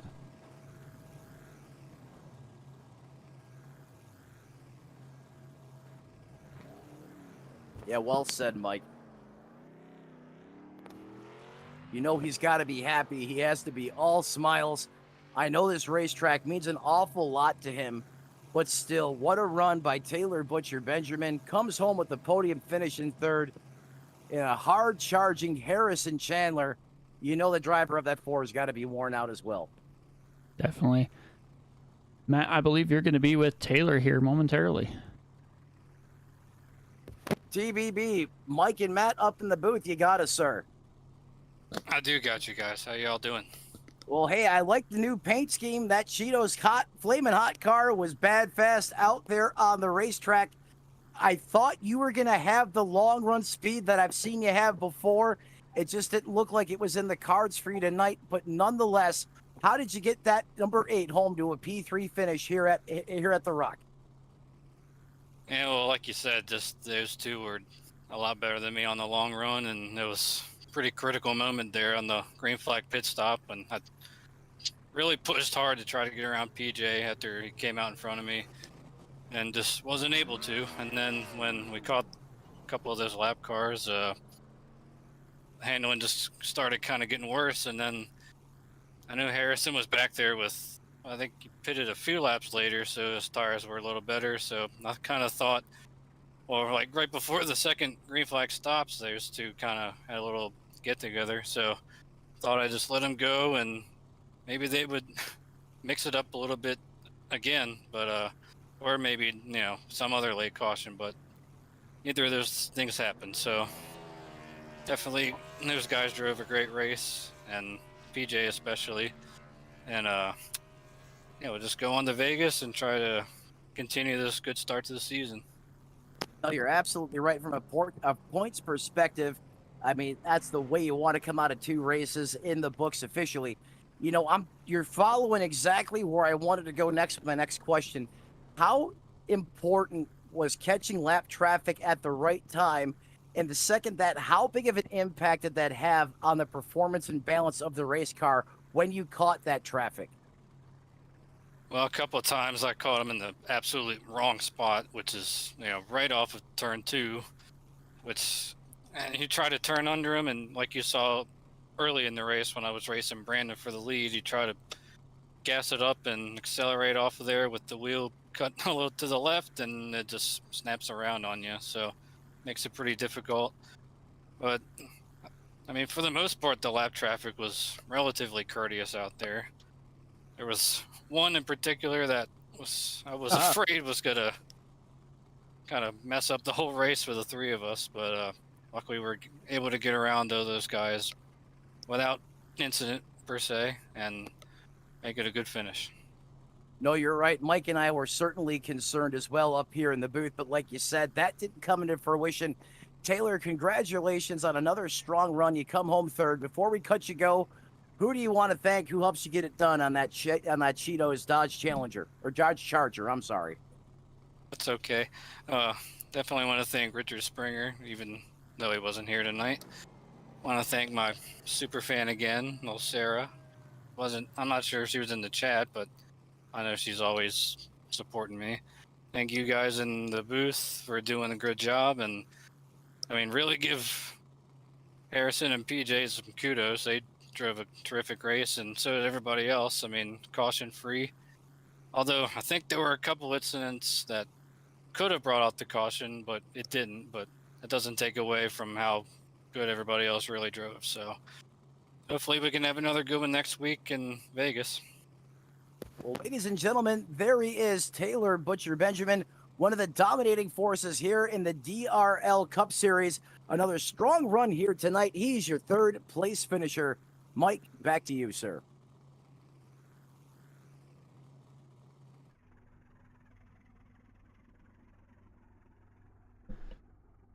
I am with Harrison. Chandler, how's it going, man? Hey, what's up? Well, you had a pretty fast car there for quite a while. Looked like passing was more difficult than it was last night, but you were able to lead some laps and come home with a P2 finish. Yeah, I'm worn out extremely, and it's unbelievably bittersweet. I feel really selfish right now because I'm taking somewhat more of the bitter than the sweet, I guess. I ran like what, almost. I think this is like my 16th start in the league, and I hadn't competed. Since like over 3 years ago, and by far this was probably my best race by performance. For years it was either finish like 12th or 13th or get the occasional 4th place finishes, and this was I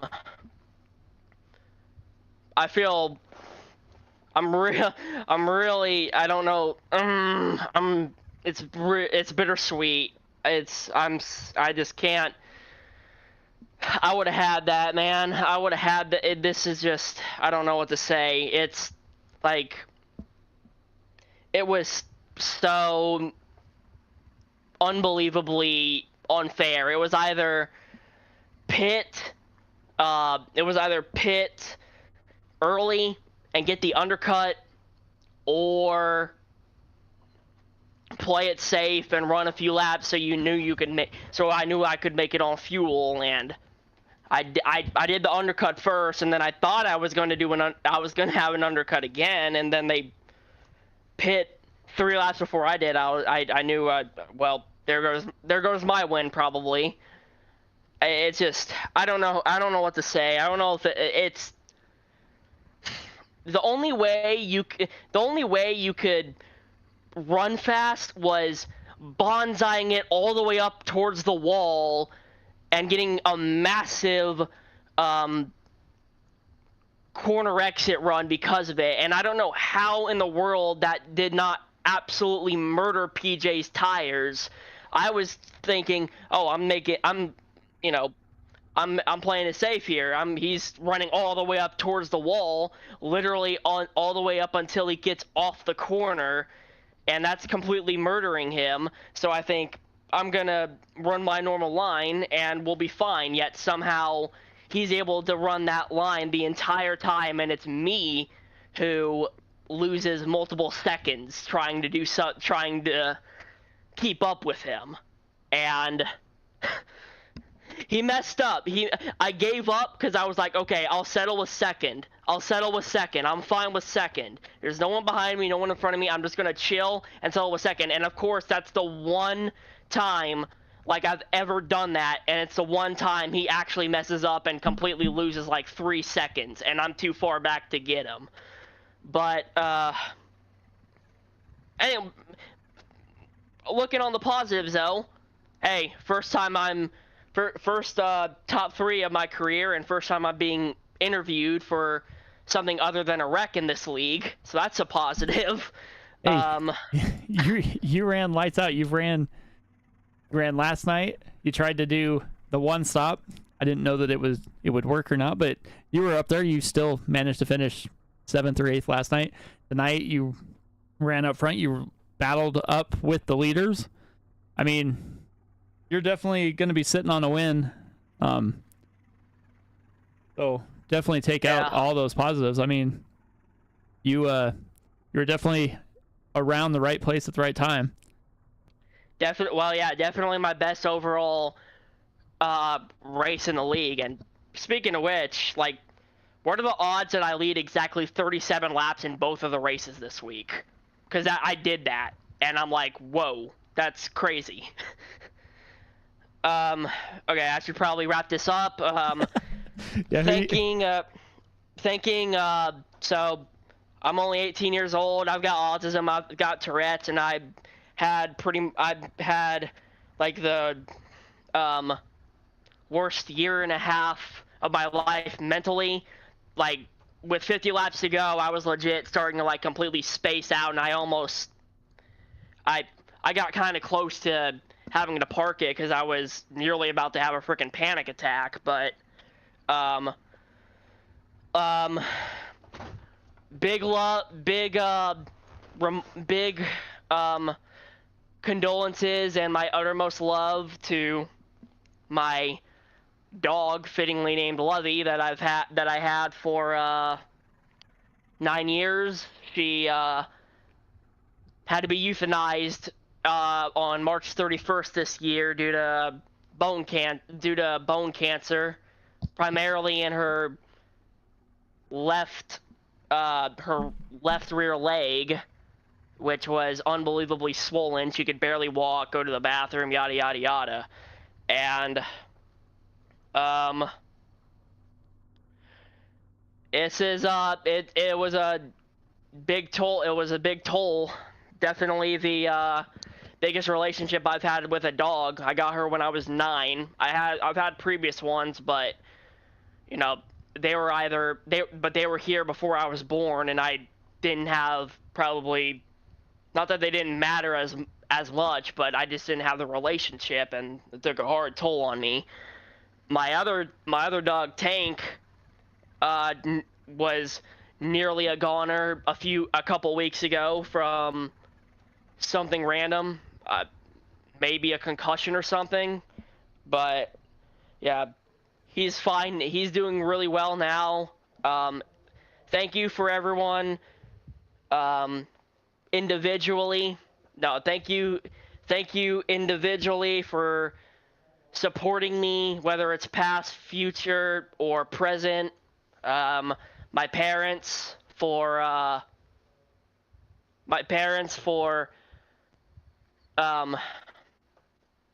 giving me all my equipment, my rig, my PC, everything. I wouldn't be here if it wasn't for them. And apologies to Bryce and Brandon, for the 2 contacts earlier.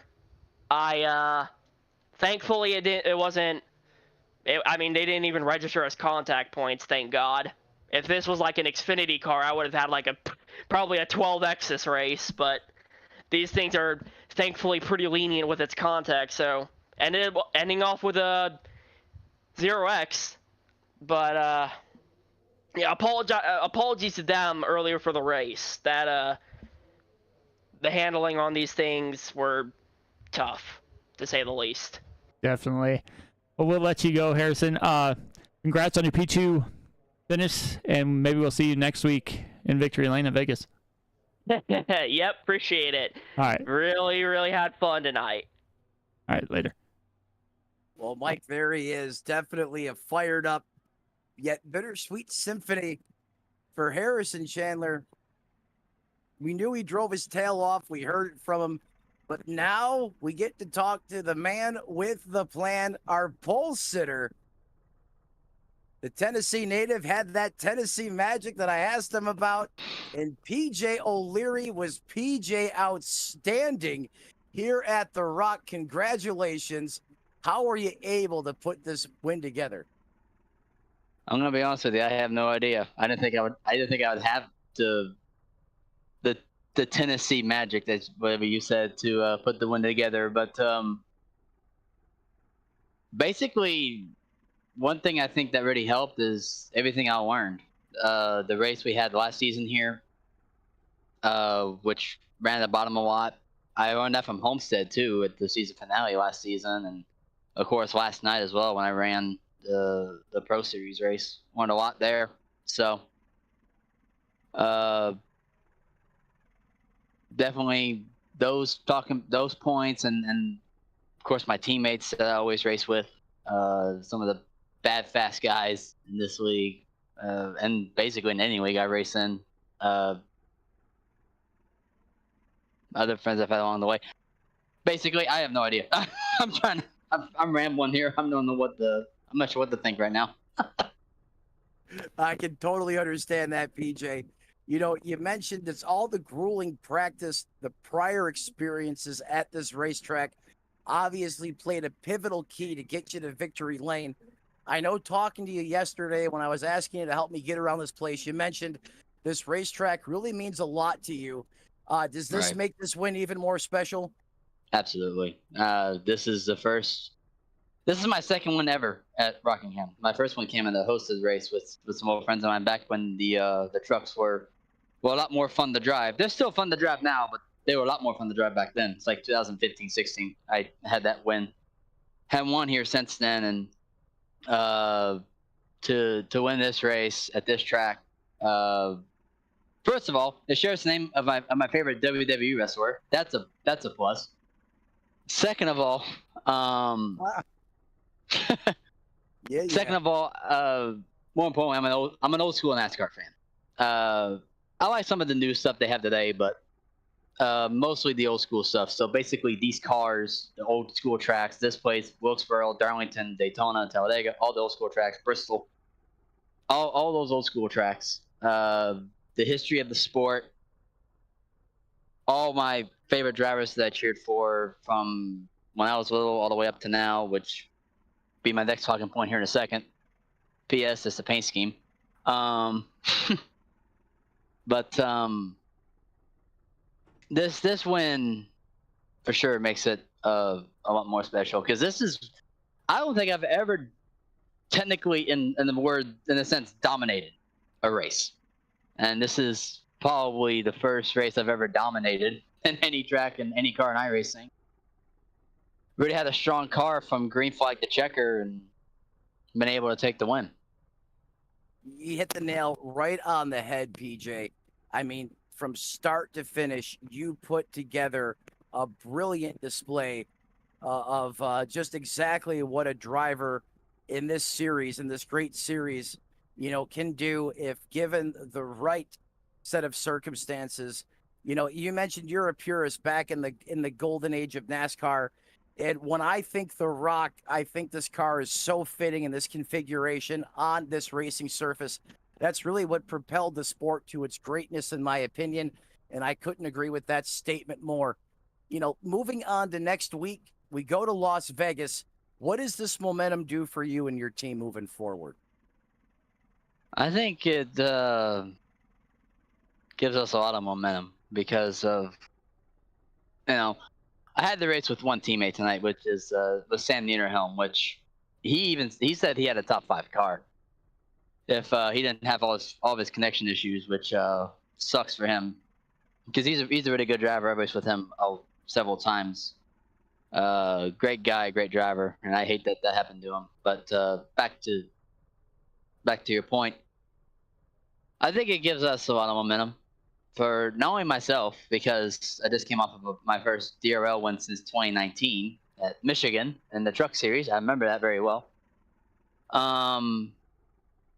But I think it also gives a lot of momentum to my team as well, even though they weren't here tonight. Which, if I'm going to be honest with you, I'm pretty sure I have a lot of love and respect for Harrison and for Taylor. They raced me clean tonight. I doored Harrison at one point during the race, which I felt bad about, but still feel bad about it in a sense. But he said it was cool. We were still racing, so I love that. But he understood what was up. But I feel like as much as Taylor's a good driver, and I felt like I was going to battle him for the win, I feel like I only won this race because my friends and teammates Austin Collins and Thomas Harmon didn't show up. So, because those guys are bad fast. But I do learn off of them, though, so it probably would have been a close race between the three of us. Who knows what would have happened if they shown up. But it's going to give them momentum, I believe, and give myself momentum, the whole team, because we know that all of our cars, we work together like we have been.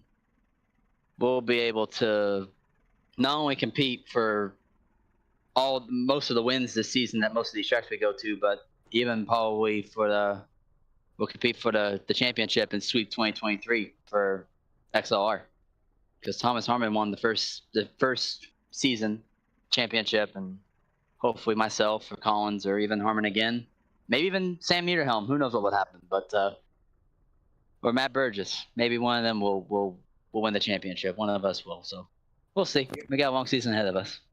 Yeah, that's right. You have a long season ahead of you. Two great, solid back-to-back weekends so far. You come out of here, and I mean, if you weren't on anyone's radar as far as one of the ones to watch with a statement win like that, everyone, you bet's going to be paying attention to PJ O'Leary in that 29 ride. And you mentioned Thomas the Hammer Harmon, Austin Collins, and you're right, they're great competitors. But when you put yourself out on the racetrack and you race with such great drivers, eventually all that time and attention to detail is going to propel you to the top. And it was a very Thomas Harmon or Austin like Collins drive for you tonight, just dominating fashion from start to finish, win from the pole. I wouldn't think about it like that. You went out there, you won this race, you showed everyone what you could do. Hang your head high, man. That was a lot of fun to watch. Thank you, Matt. I appreciate it. Absolutely. Yeah. I remember talking to one of y'all, one of the broadcasters that works with you guys. Can't quite remember their name, but I remember telling him that I really wanted to win a race this year for one of my all-time favorite drivers, in Kevin Harvick, because it's his final season and in NASCAR, and I've been a fan of him since he took over for Dale in 2001.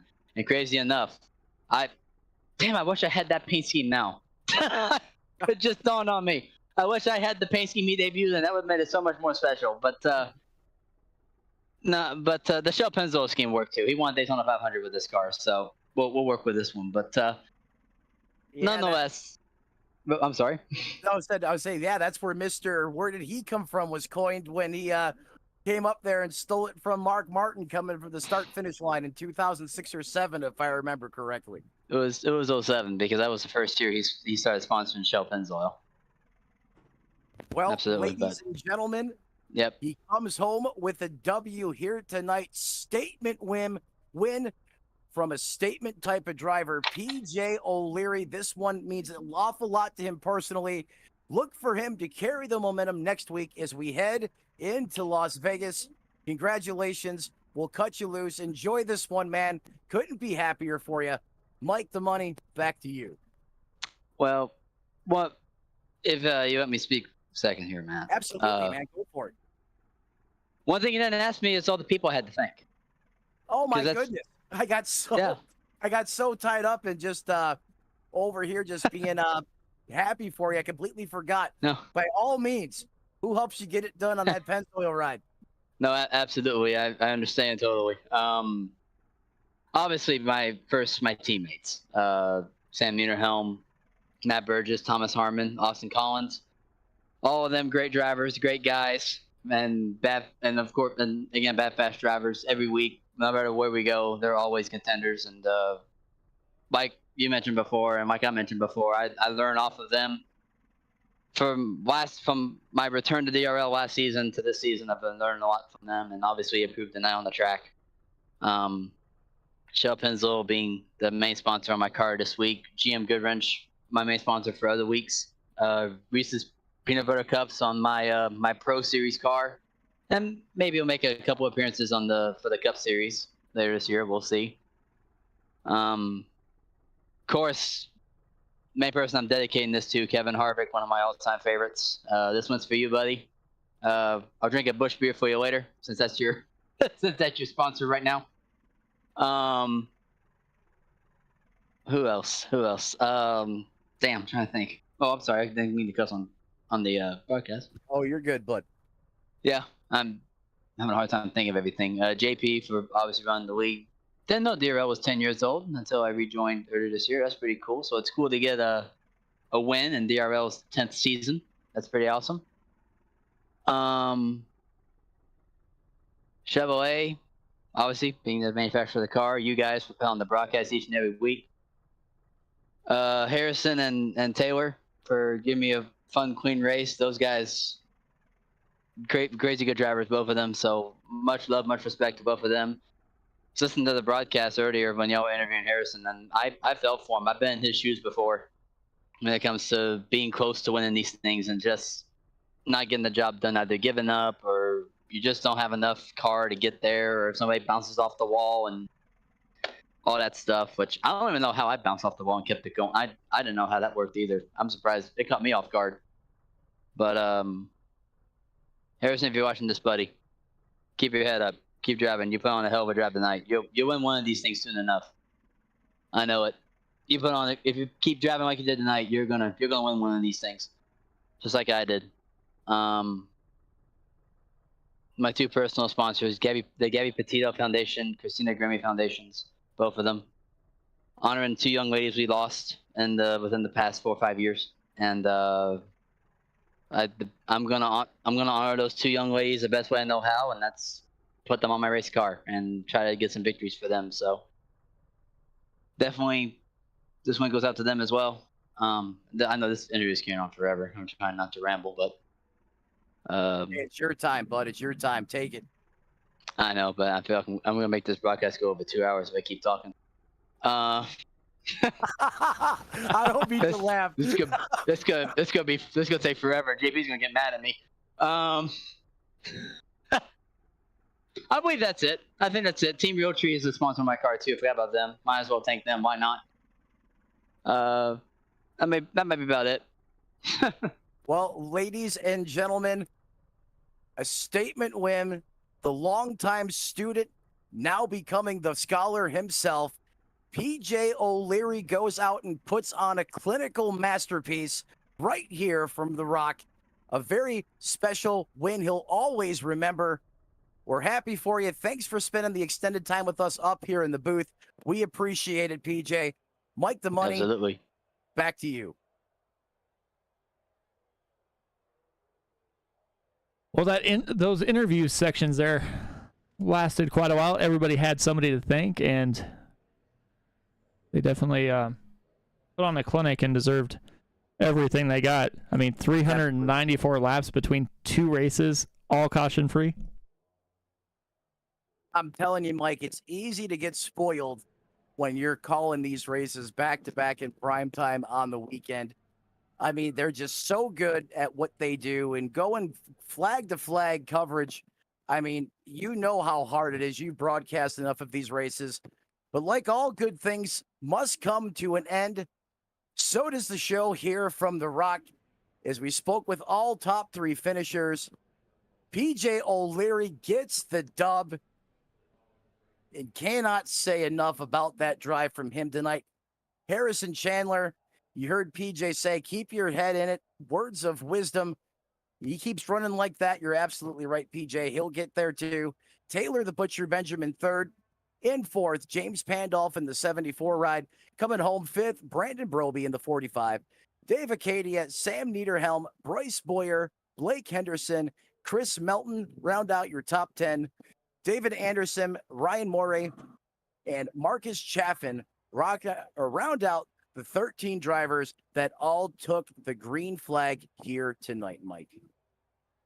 Yeah, they put on a heck of a show. I mean, battling the top three, battling for almost all the laps. PJ O'Leary was able to kind of pull away late. We saw several guys get loose and maintain control of their cars. So these guys definitely know how to put on a show, and they will be back on track in the Pro Series Friday night at Las Vegas, and then back here for the Cup Series on Saturday. But from all of the drivers of the Dynasty Racing League and all of us here at Sim Racing Media, we'll see you next time when these guys get back on track. Good night, everybody.